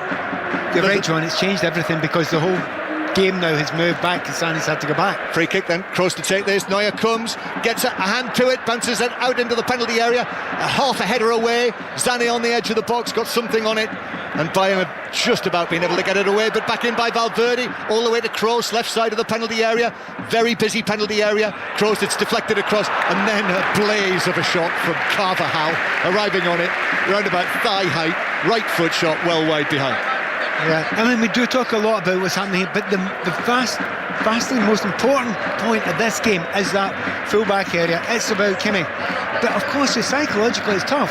He's such a big player for Bayern Munich, isn't a huge player, historically a huge player as well. And if you bring somebody else in, it's going to say, oh, are you good enough to do it? Has he got anyone else on that bench who could do the job? And I'm not sure he has. Ball comes back at the Bayern Munich penalty area again, but passed forward calmly by Eric Dyer to Alphonso Davies, and Bayern come forward towards the halfway line. Champions League semi-final commentary tonight here in Madrid. Tomorrow night, live from Greece, we will bring you Olympiacos against Aston Villa. But Davies breaking away for Bayern Munich down the left flank, then back towards the edge of the penalty area where Musiala will have a chance on his left foot, but comfortable enough save by Lunin, who just stood tall and with his right hand just pushed it up and over. And I think Musiala, having gone down after he hit the shot, is now suffering from a spot of cramp, so Davies is trying to sort him out there with the time-honoured treatment for cramp. And to think there's 65 minutes gone, that's a long way to go, and the possibility of extra time as well, so you don't want to be having cramp this early. I think he was hit a little bit as he took the shot as well, but that wasn't a bad shot there. It was up towards the corner. It would have gone into the top corner had Lunin not got in the way, but respect for a moment. He has had a bit of a tendon issue. Wasn't involved at all at the weekend, Musiala, so how much he's been able to train, I do wonder. But it's a corner to Bayern Munich, so set-piece opportunity for Bayern, which is driven into the near post, and I think it went straight out before it was put behind anyway by Nacho. Yes, it did. It's a goal kick. Well what a done, waste. the officials. We're in a great angle up here. We can see that. That's a tough one for the officials to see. They spotted it. They've actually had a very, very good evening, the third team out on the pitch tonight. Yep. Well, we are almost halfway through the second half. Real Madrid 0, Bayern Munich 0. Here they come again. Real down the left, Bellingham to Vinicius. Vinicius then, Kimmich is helped out by Lima. Ball in field to Valverde. Valverde squared to Carvajal. Carvajal outside the right corner of the box. Breaks down on the edge of the penalty area though. And now Bayern Munich might be able to break with Musiala. Little pass from him, still inside their own half. Harry Kane now a long pass. Bounces into the path of Davies. Davies has got some space there. Rudiger comes across. Davies now onto his right foot. Shooting in! What a finish that is from Alphonso Davies for Bayern Munich! He had the space, he beat Rudiger, and he made the absolute max out of that to edge Bayern Munich ahead in the semi-final. 1-0 on the night, 3-2 on aggregate, and that is a goal that he will never forget. You know, it's the biggest understatement you'll ever say. That was against the run of play, and it was huge. Left-hand side getting destroyed. They thought there was a goal going to come from the left-hand side, but not Bayern Munich's. First thing to mention, Harry Kane. He gets the assist, and it takes it, drops deep into the false nine position there. There's a beautiful ball to Davis. I was asking earlier on, can he go and beat Carvajal? Carvajal's in the wrong position. He's all over the place. He doesn't need to go by Rudiger. He just goes to the side, but there's so much to do. But what a ping that is into the far corner. Wow, and it's no keeper, not even Neuer who saved that one. Well, there was so much space that Davis had to work with over there, and then, you know, we can really appreciate it from the high position that we're in inside this stadium. He really did have the left wing to himself, Rudiger coming across, and the instant move from Carlo Ancelotti is a double substitution, and that's it for Toni Kroos. So just like the first leg, Kroos is coming off, and his old mucker Luka Modric is coming on, and also Tchouaméni coming off from the midfield to be replaced by Camavinga. So straight swaps in the midfield, two of them for Real Madrid, made by Carlo Ancelotti. Well, he needs just a little bit more creativity from other areas, just in his left wing. And I mentioned that goal. I mean, that's one of the great goals. I mean, two keepers in there. It was Lunin that couldn't keep it out. But as I say, Toni Kroos, if he was shooting the shot, or anyone else was shooting the shot, you wouldn't stop it. But Neuer in the goal even, he wouldn't have saved. No goalkeeper would have saved that. It was the perfect hit. And considering he was substitute Alphonso Davies, it's had a bit of an effect. Real Madrid 0, Bayern Munich 1.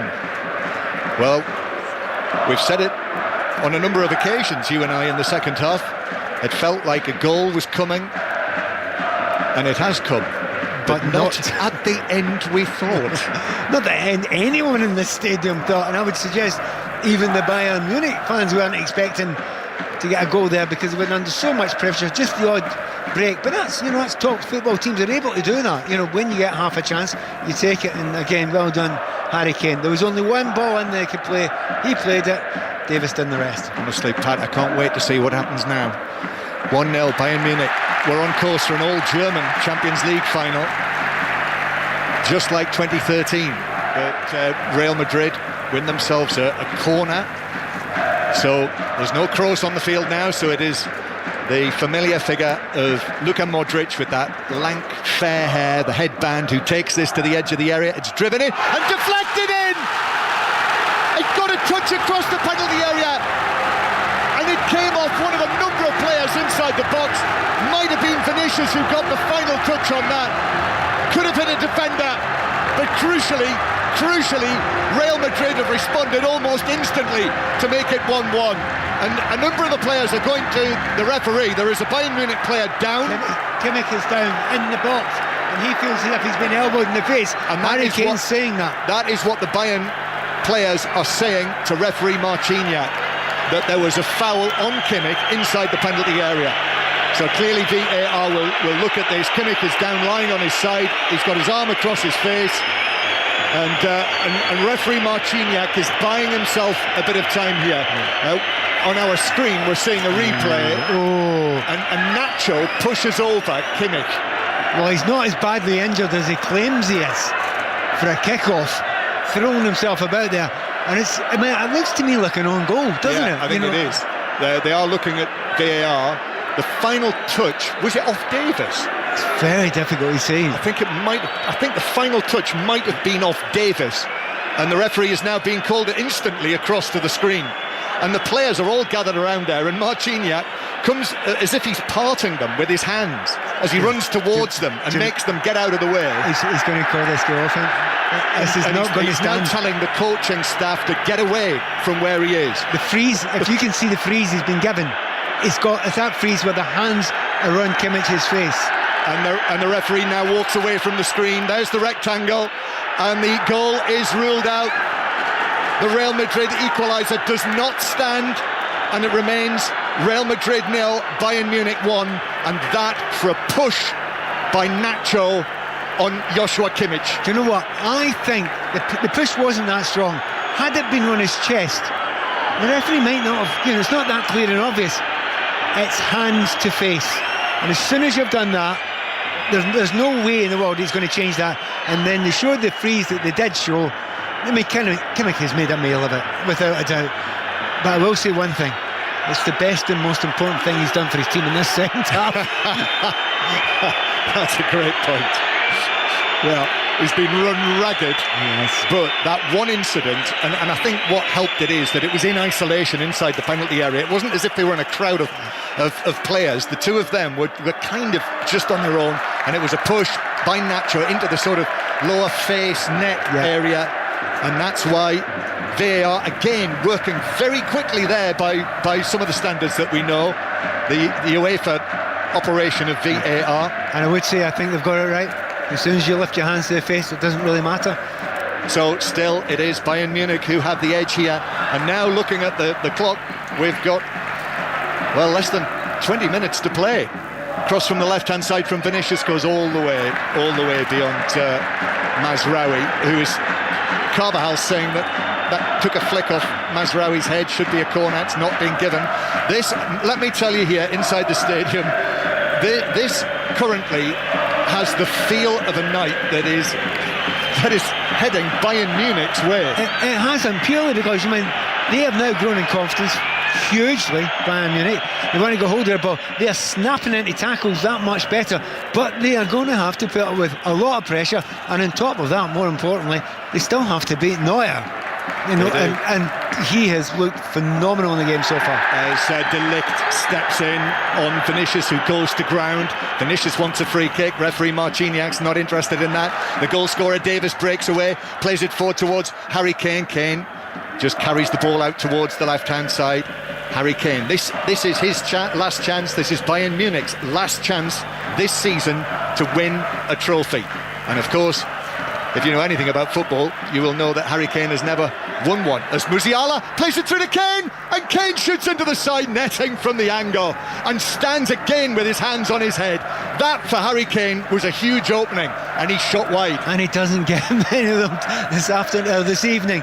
He's got himself, again, he's always on the shoulder, he always gets himself into the right position. Keeper's covered all the angles, there's not a lot to shoot at there. However, Harry Kane almost always gets it on target in those situations, and this time he hits the side netting. I'm trying to see what's happening down the side there. Thomas Tuchel's having a word with Kimmich, isn't he? Bayern Munich are making a change, and while they do that, it's Leroy Sané who is coming off.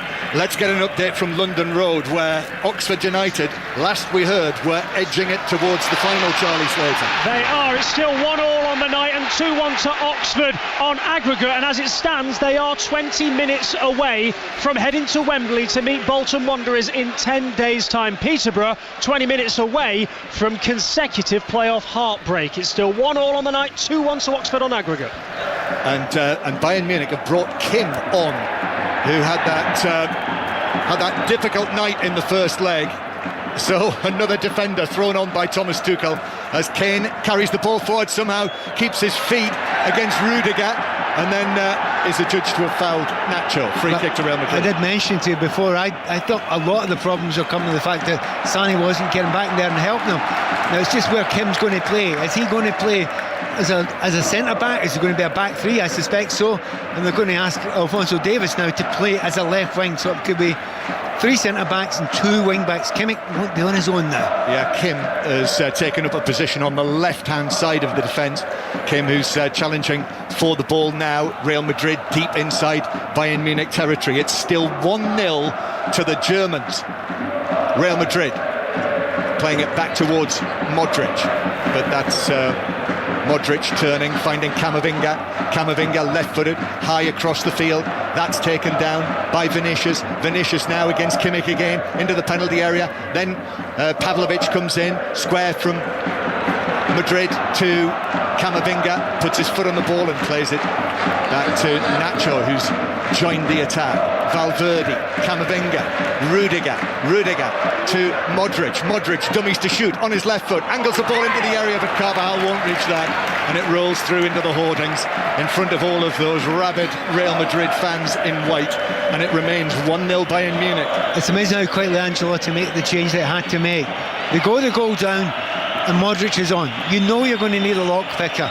You know that the Germans are going to get as many players back behind the ball as possible. They've now got a back five in there, and if there's anyone more likely than any player in white just now, it's going to be Modric. If you get him the ball in the final third, he'll be able to place that pass. Well, I'm not sure he will be able to, but he's more likely than anyone. So it's a really interesting move that's been made by Thomas Tuchel in these circumstances, because Kim is playing over on the left-hand side of the defence, and now Mazraoui, who was the left back, has been moved onto the right-hand side of midfield to help out Kimmich. Yeah. So that's active management, isn't it, by active, Tuchel? I'll be honest, he acted but a wee bit slow. Yeah, well, but he got there.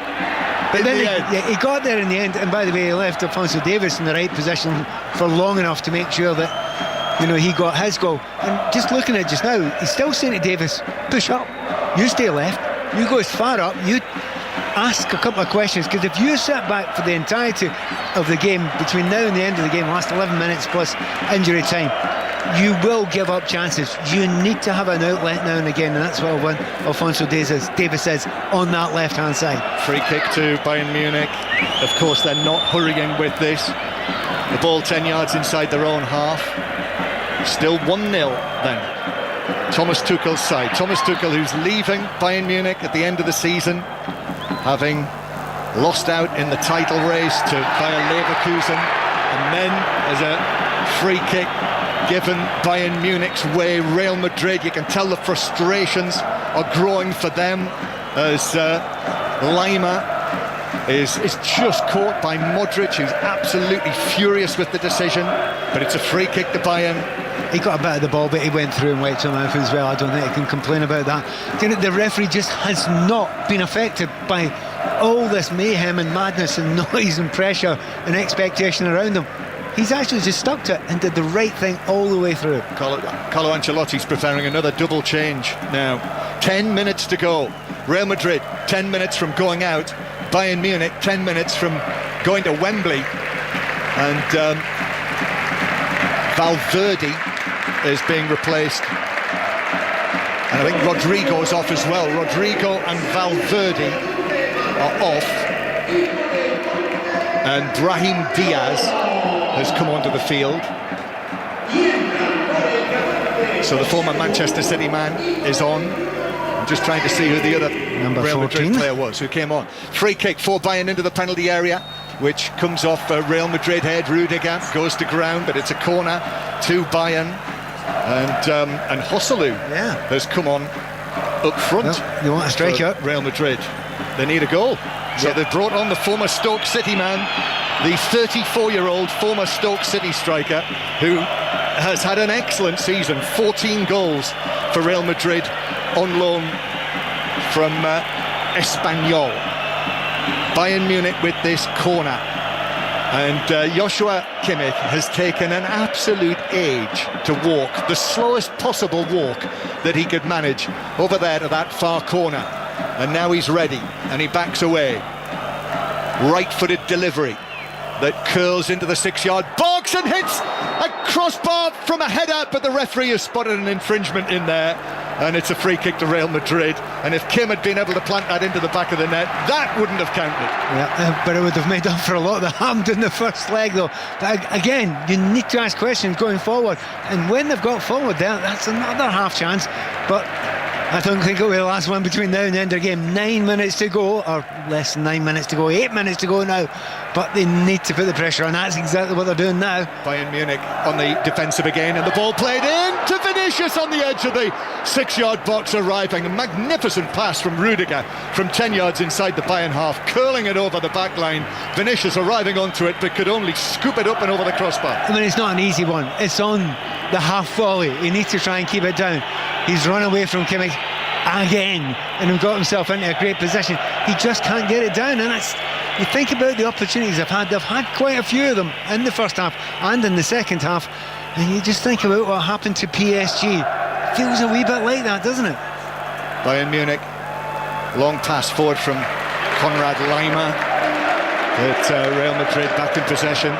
Real Madrid under Carlo Ancelotti have not lost at home for 13 months since April last year in all competitions. They've only been beaten twice in all competitions this season, both of them actually in Madrid, at the home of Atletico Madrid. But here they are now, facing defeat in the Bernabeu, which would knock them out of the Champions League. Carvajal on the right-hand side running at Davis. Carvajal takes him on again, but Davis, the goal scorer, is able to block the attempted cross with his left leg. It's a corner though to Real Madrid from the far side. Carvajal waiting to take it, which he does, to Modric, but a Bayern Munich player is sat down, and therefore the referee has to walk across and see how Musiala is again. Whether it's cramped again, I'm not sure, but Bayern are going to make a change, and that looks like it's Harry Kane coming off. I mean, that's a big old call, that, isn't it? To do that at this point in time. Is that right though? It might be wrong. Well, the board has gone up. It had 9 on the board. It's definitely Musiala who's coming off, and Harry Kane is now walking towards this side of the field. Well, what a decision that is. So Kane and Musiala are coming off, and Thomas Müller is about to come onto the field, and so too is Eric Maxim Choupo-Moting.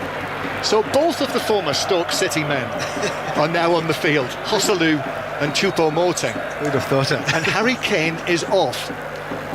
Corner for Real Madrid, which is headed away on the edge of the 6-yard box for Bayern.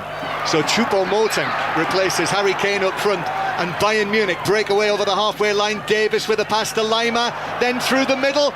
Kim is the man who's furthest forward, but he can't get there. And the covering challenge was from Luka Modric back to his goalkeeper. That's the way it's gone now. It's going to be a mad game from here on in. Kim's gone down injured. They're not going to stop the game. They shouldn't stop the game. I mean, he's injured, chasing forward, going for a ball. It's not a head injury. Real Madrid should not kick it out, and they don't look like they're going to. They're not going to, Pat. 5 minutes left. 5 minutes to go. Bayern Munich 5 minutes from going through in this season that's been painted as something as a horror by the Bayern Munich followers. Feeling being that they might end up with absolutely nothing.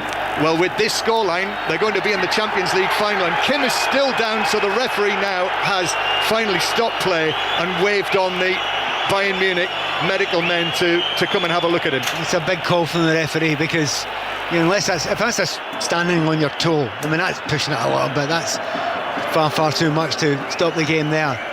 It's got the stretcher on though, but in the last 2 minutes there have been 2 Bayern players that have gone down injured. I mean, it's a great break by Kim. I mean, what on earth are you doing there?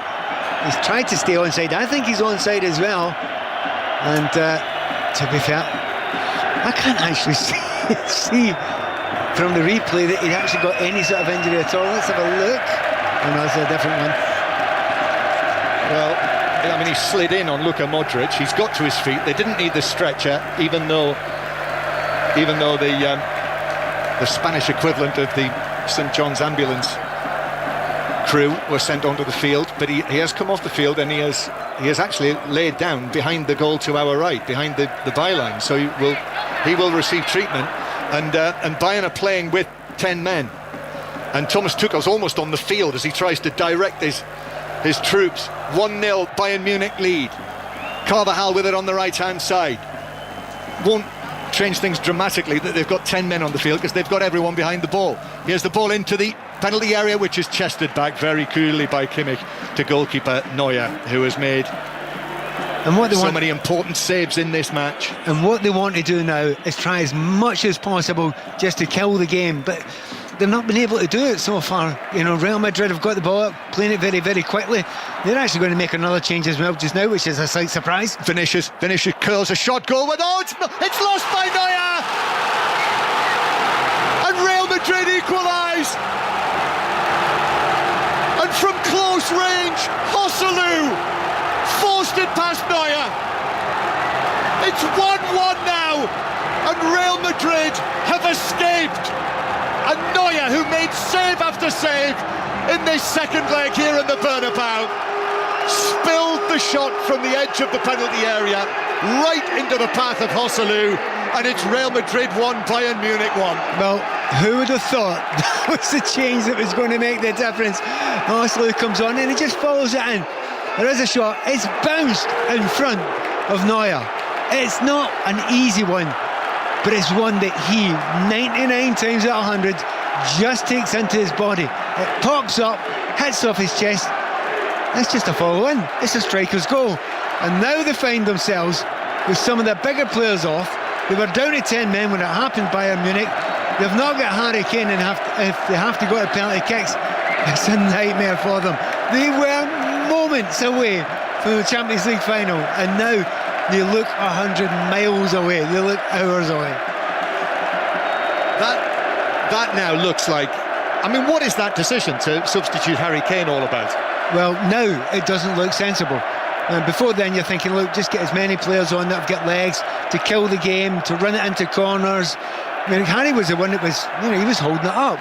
You took a gamble. You took a massive gamble thinking they're not going to score a late goal. But let's be fair, Pat, Real Madrid. I didn't get the chance to ask you the question, what happens if they concede a late goal? Because they scored one. I actually mentioned during the commentary that, you've not got your favourite penalty kick ticket. Oh, they're giving it away. Carvajal, Vinicius inside the penalty area. If he could finish this, but no, he gets caught up underneath his feet. Back to the right-hand side. Then it's driven across into the Bayern box. Bounces out. Another chance inside the area. And the shot there is blocked. And Real Madrid now are thinking they can win this. They can win this in normal time. Corner. They've dialed up, but how many times have they done this? Come back and scored amazing late goals, and not just in any game, but in the biggest games. They always seem to be able to do it. Brahim Diaz with the latest shot. Here's the corner for Real Madrid. Bayern Munich, they look at 6s and 7s now. Comes out to the number 7, Vinicius, who clips it into the box, half-headed away. Ball on the edge of the penalty area, work back to the left-hand side, and then it's in! The cross from the left! Mendy drove it over, but Joselu is offside, and the goal is ruled out. It really did look like it. Some of the Real Madrid players, including Courtois on the bench there, are still celebrating. They have not realised it yet. Are they going to check it? Don't start again yet. Brilliant ball in there, it has to be said, by Rudiger on the left-hand side. The ball's played through. He's onside. Do you know what? Ooh. They're going to have to check that. That's close. That's very close. They've had a look at it on the bench, and all of the Real Madrid people on the bench are now walking to the side of the pitch with their arms raised, and the referee is having to have a word. Naked eye, John. Naked eye. I think it's onside. That suggests that Joselu was just onside before Rudiger swung it over from the left-hand side. It's millimetres, John. It's millimetres. We're in added time now. At the end of the match, this decision as to whether it's onside. He's onside. Rudiger, I think Rudiger is in advance of Joselu. So do I. When he crosses it. I really, we can't tell for sure. There's no lines in front of us here, but that is millimetres. But to the naked eye, for me, on a freeze, they are checking it. The goal's given, and Real Madrid players sprint away into one corner of the Bernabeu. The whole place was in suspense there for the key moments, and Real Madrid are now 2-1 up, and they've done it again. Real Madrid, the kings of Europe. It looked like they were heading out, and late goals yet again in a semi-final.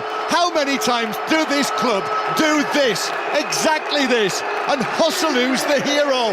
The former Stoke City striker has scored twice in 3 minutes, and it's Real Madrid 2, Bayern Munich 1, and the record champions of Europe are now back on course for Wembley.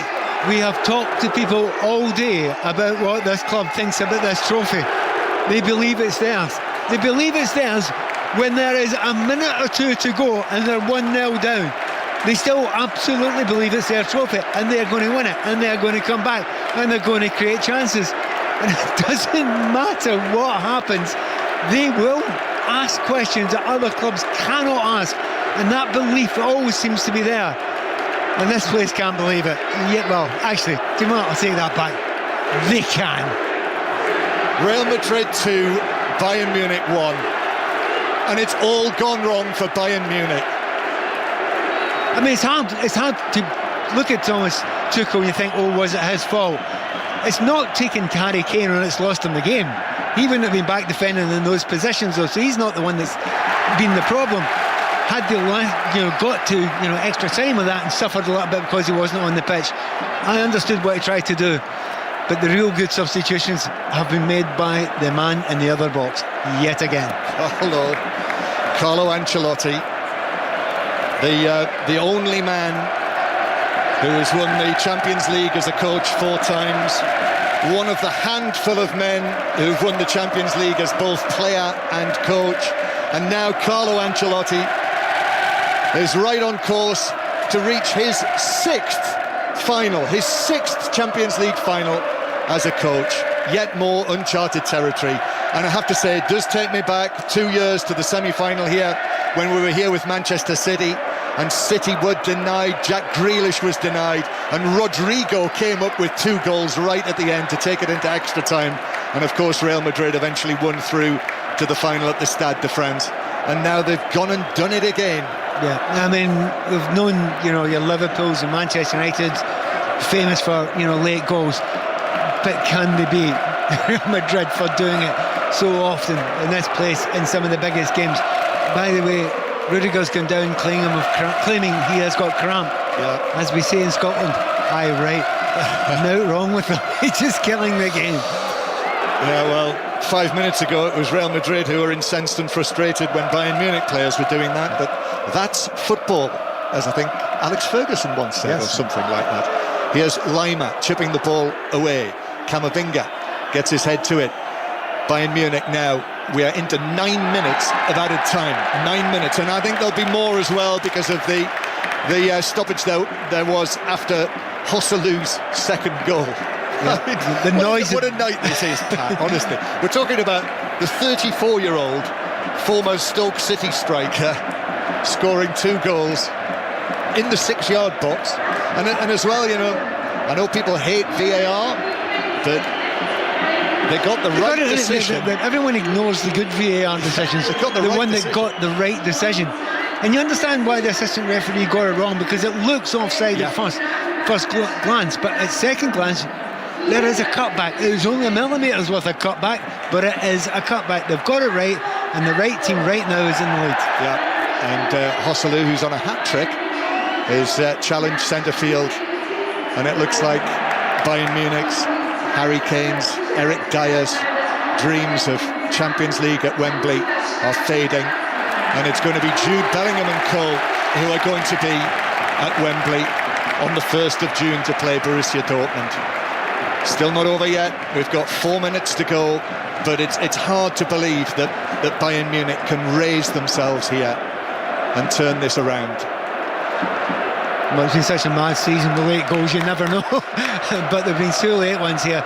It's a huge mountain to climb, and they need to go on the ball, and at the moment... Camavinga carrying it forward, although Pavlovic actually made an excellent challenge. Then it breaks to Bayern Munich after the challenge centrally on Thomas Muller. Now on the right-hand side with Mazraoui, down for Lima to run onto it, but the offside flag is up against the Bayern midfielder, and it's a free kick to Real Madrid. I wonder if it was Nacho coming over with unbelievable pace and timing, gets in front of Lima, who then tries to shove him a little bit. So yellow card for Thomas Tuchel. I think he's virtually on the pitch, and he's been reported by the 4th official. So Real Madrid 2-1 up. Final whistle not far away here. Final whistle can't be far away at Peterborough either with you, Charlie Slater. We're 30 seconds into 7 minutes added on, and Peterborough have just had one cleared off the line through Johnson Clark Harris. Peterborough throwing absolutely everything at this, but as it stands, Oxford are going to Wembley 2-1 on aggregate. Oxford are going to Wembley, Real Madrid are going to Wembley. But still we play on with now 7 minutes plus of added time. It's kept in. Choupo-Moting heads it back. Kim has to sprint back towards the edge of his penalty area. Neuer is all the way out there to grab the bouncing ball and underarms it out. Bayern Munich have got to throw caution to the wind now. In the 88th minute, Bayern thought that they were going through, but Real Madrid with 2 goals have turned it right around, and Real Madrid leading 4-3 on aggregate. Bayern with De Ligt through to Kimmich. Now here's Lima. Eric Maxim Choupo-Moting 30 yards out. Kim with a pass to the edge of the area to Kimmich. Kimmich now to the right hand side to Mazraoui. Mazraoui's left foot shot, that is wild. I'm not sure it's even going to go out. It's not. Davis is going to keep it in. He might have fouled Carvajal. Then in comes the challenge in there as well by Brahim Diaz. And Real Madrid are able to bring it out and play it centrally. And then the ball from the back from Rudiger. This is one for Vinicius to chase. Eric Dyer is able to get there first to the ball that bounced up to head height. And I reckon in the 9th minute of added time, this might be it. Join us tomorrow night for Olympiacos against Aston Villa. If it's anything like this, well, you won't want to miss it. Kimmich on the right-hand side for Bayern Munich. Probably the last attack. It's played across by Pavlovic all the way to Davis. Davis who scored the brilliant opening goal, but he was in an offside position. It's a free kick to Real Madrid. And that's terrible to do that. You're in the dying seconds. You just want to get yourself into a good position. You get a cross in or a corner or something, and you walk offside. It's absolutely nonsensical there from Davis there. That infuriates his manager. And they're doing everything now. Final substitution. Jude Bellingham actually is making way. So Harry Kane was substituted when Bayern Munich were leading by 1-0. Now Jude Bellingham is substituted right at the end of the match, with Eder Militao coming on into the Real Madrid defence. Bellingham substituted with Real Madrid leading by 2-1. Well, that's just to stop in case, that Bayern get a free kick or a corner and they lump it into the box. Want another big centre-back on there. Nothing more complicated than that. The simple tactics work. Been another remarkable night here in the Bernabeu. This great sporting venue, remodelled, rebuilt. It's got a brand new look, but it's got the same old magic. The same old European Cup, Champions League magic exists in this little rectangle of space inside the Spanish capital. A free kick to Bayern Munich on the halfway line. And I think they actually should just tell Neuer to go up now. I know it's a free kick from your own half. Neuer's a very, very good player. Get him in the box if you can. Free kick then. Bayern, it's got to go long, it does, but Lunin is able to come and catch the ball into his chest, and I think that will be it. Referee Marciniak has a long look at his watch. The ball is in the hands of the Ukrainian goalkeeper Andrei Lunin. Important saves from him tonight as well, and Lunin launches this downfield, and still we will play on into the 11th minute of added time, and there was a lengthy delay after what proved to be the second Real Madrid goal. So we might have another couple of minutes yet. There might yet be another chance for Bayern Munich, Pat, but it's a throw-in to Real Madrid. Yeah, the real shame was a couple of times in the last minute or two there have been opportunities for Bayern to get the ball into the box, but they've panicked. Do you know what Real Madrid don't do? They don't panic in those situations, do they? They keep on doing the right things. Throw in, comes off the head of Dyer. It's just kept in play by Neuer, who's able to clear it to the halfway line. The whistle goes from the referee, but that is for a foul on the halfway line. Bayern want to take this, which they do. And here's Kimmich, and then Kimmich finds Pavlovic. Excellent challenge by Camavinga, centre field, and the ball is going to be carried downfield by Brahim Diaz for Real Madrid. He's taking it down into the full-back position, and actually then tries to win a corner. I don't think it did touch Kim. It's behind. It's a goal kick. We're now into the 12th minute of added time, and still there is time for Bayern Munich. Kim passes it forward to Davis. Surely this will be the last attack of the match. Real Madrid are nearly there to yet another Champions League final. Bayern Munich, though, this one last chance. Davis, 30 yards out, on his right foot, square from him to Kimmich. Kimmich avoids the challenge that comes in on him from Rudiger, and it is carried away over there to the far side by Vinicius. Still we play on in the 13th minute of added time now. One final pass into the penalty area. It bounces across the box, and Muller is there. It is put into the net centrally by De Ligt, but the whistle had long gone. De Ligt, who'd gone up to join the attack, he's run away to the referee, but the whistle had gone. Yeah, the flag was up. The flag was up. It's one of those ones where you should play on anyway.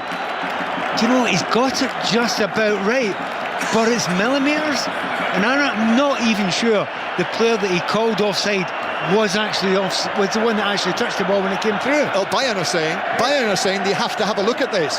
Thomas Tuchel and his coaching staff are saying you must look at this, and that is quick thinking by De Ligt there, who put the ball in the net, and all of the coaching staff, much like Real Madrid, when they called the officials' attention to the fact that they knew that the second Joselu goal was onside. There's a yellow card being shown there to someone in a whole group of Bayern Munich staff and coaches and substitutes. John, they won't look at it again, even though I think they've got it wrong. I don't think that De Ligt was actually offside. He was offside, but he wasn't the one that got the ball. It was headed down. However, the players had stopped. Real players had stopped at that point in time. The referee cannot look at it again in this situation because they'd looked at the flag that had gone up. Well, we're going to need to have another look at that post-match. But you feel that the officials have called that right, Pat, yeah? No, they called it wrong, but it's complicated. Because the flag's gone up, they need to stop. Yeah. I don't think the flag should have gone up. No. OK. We'll come back to that. De Ligt putting the ball in the net. There's going to be a sour taste from Bayern Munich after that, I think. Throw-in for Real Madrid. Still, this semi-final continues. Real Madrid with the 1-goal advantage. They're heading to the final. And now in what is the 15th minute of added time. Does the referee know? Ball's on the halfway line. The ball is on the halfway line, and the match is over. And Real Madrid are through. They've done it again. The record winners of the Champions League. Real Madrid players in white run into one another's arms. There's a huge pile of them on the edge of the penalty area. Bayern Munich absolutely devastated. They were leading in the 88th minute of this second leg. They feel that there's a late decision gone against them, but they're beaten, they're out. There's nothing they can do about it now. And Real Madrid, the record 14 times winners, are into the final for what is also a record 18th time. It's their 6th final in 11 seasons, but this time, for the first time, Real Madrid will play in a Champions League final at Wembley. It's Real Madrid against Borussia Dortmund, and great scenes of joy all around the Bernabeu, down in front of us, all the way around the 5 tiers. And the Bayern Munich supporters sit up there in their 2 sections. They sit in silence. What a night, what another night of Champions League drama. It is extraordinary, because it's a magical place, isn't it? And you don't realise how magical it is until you're here on a night like this, when these things happen, and they happen all the time. Real Madrid, they were deserved winners. They're the better team. They had the most chances, but boy, they left it close this time. Well done, Real Madrid. They're the right team, got through, but they'll talk long and hard into this night in Munich about that last chance and that last moment. So much in this match tonight. The way that it looked like Neuer was going to be the key man. As it turned out, it was Neuer who made the error when he parried the Vinicius shot into the path of Joselu in the 88th minute, which started the comeback for Real Madrid. They are crestfallen. Bayern Munich, Harry Kane is out there with them. Harry Kane and Bayern Munich will end this season without a trophy. And Real Madrid, their players all together are running towards that end, where the popular end of the Bernabeu, behind the goal to our left, and enjoying the moment with their supporters. What a night. That late De Ligt goal that didn't stand, the offside decision, that was only a tiny part of the story. There's so much to chew over after this. The final score here in the Spanish capital, Real Madrid 2, Bayern Munich 1. So Real Madrid are into the final, 4-3 on aggregate, as the Bayern Munich players now go to thank their followers up in the stands to our right. It is only part of the story, but it'll be a big debating point of the story. And Harry Kane and Eric Dyer and Manuel Neuer have all been in discussions with the assistant referee who put that flag up. Yes. And that's where they have gone to discuss that with him and say, what on earth are you doing putting your flag up at that moment? We will discuss that more with Pat Nevin and John Murray and reflect on, they've done it again of Real Madrid. Yet again, they've done it, and they've made their way into a Champions League final, having trailed so late into the game. We'll be rejoined by Archie Rintut as well, but it's not the only semi-final that's been going on tonight.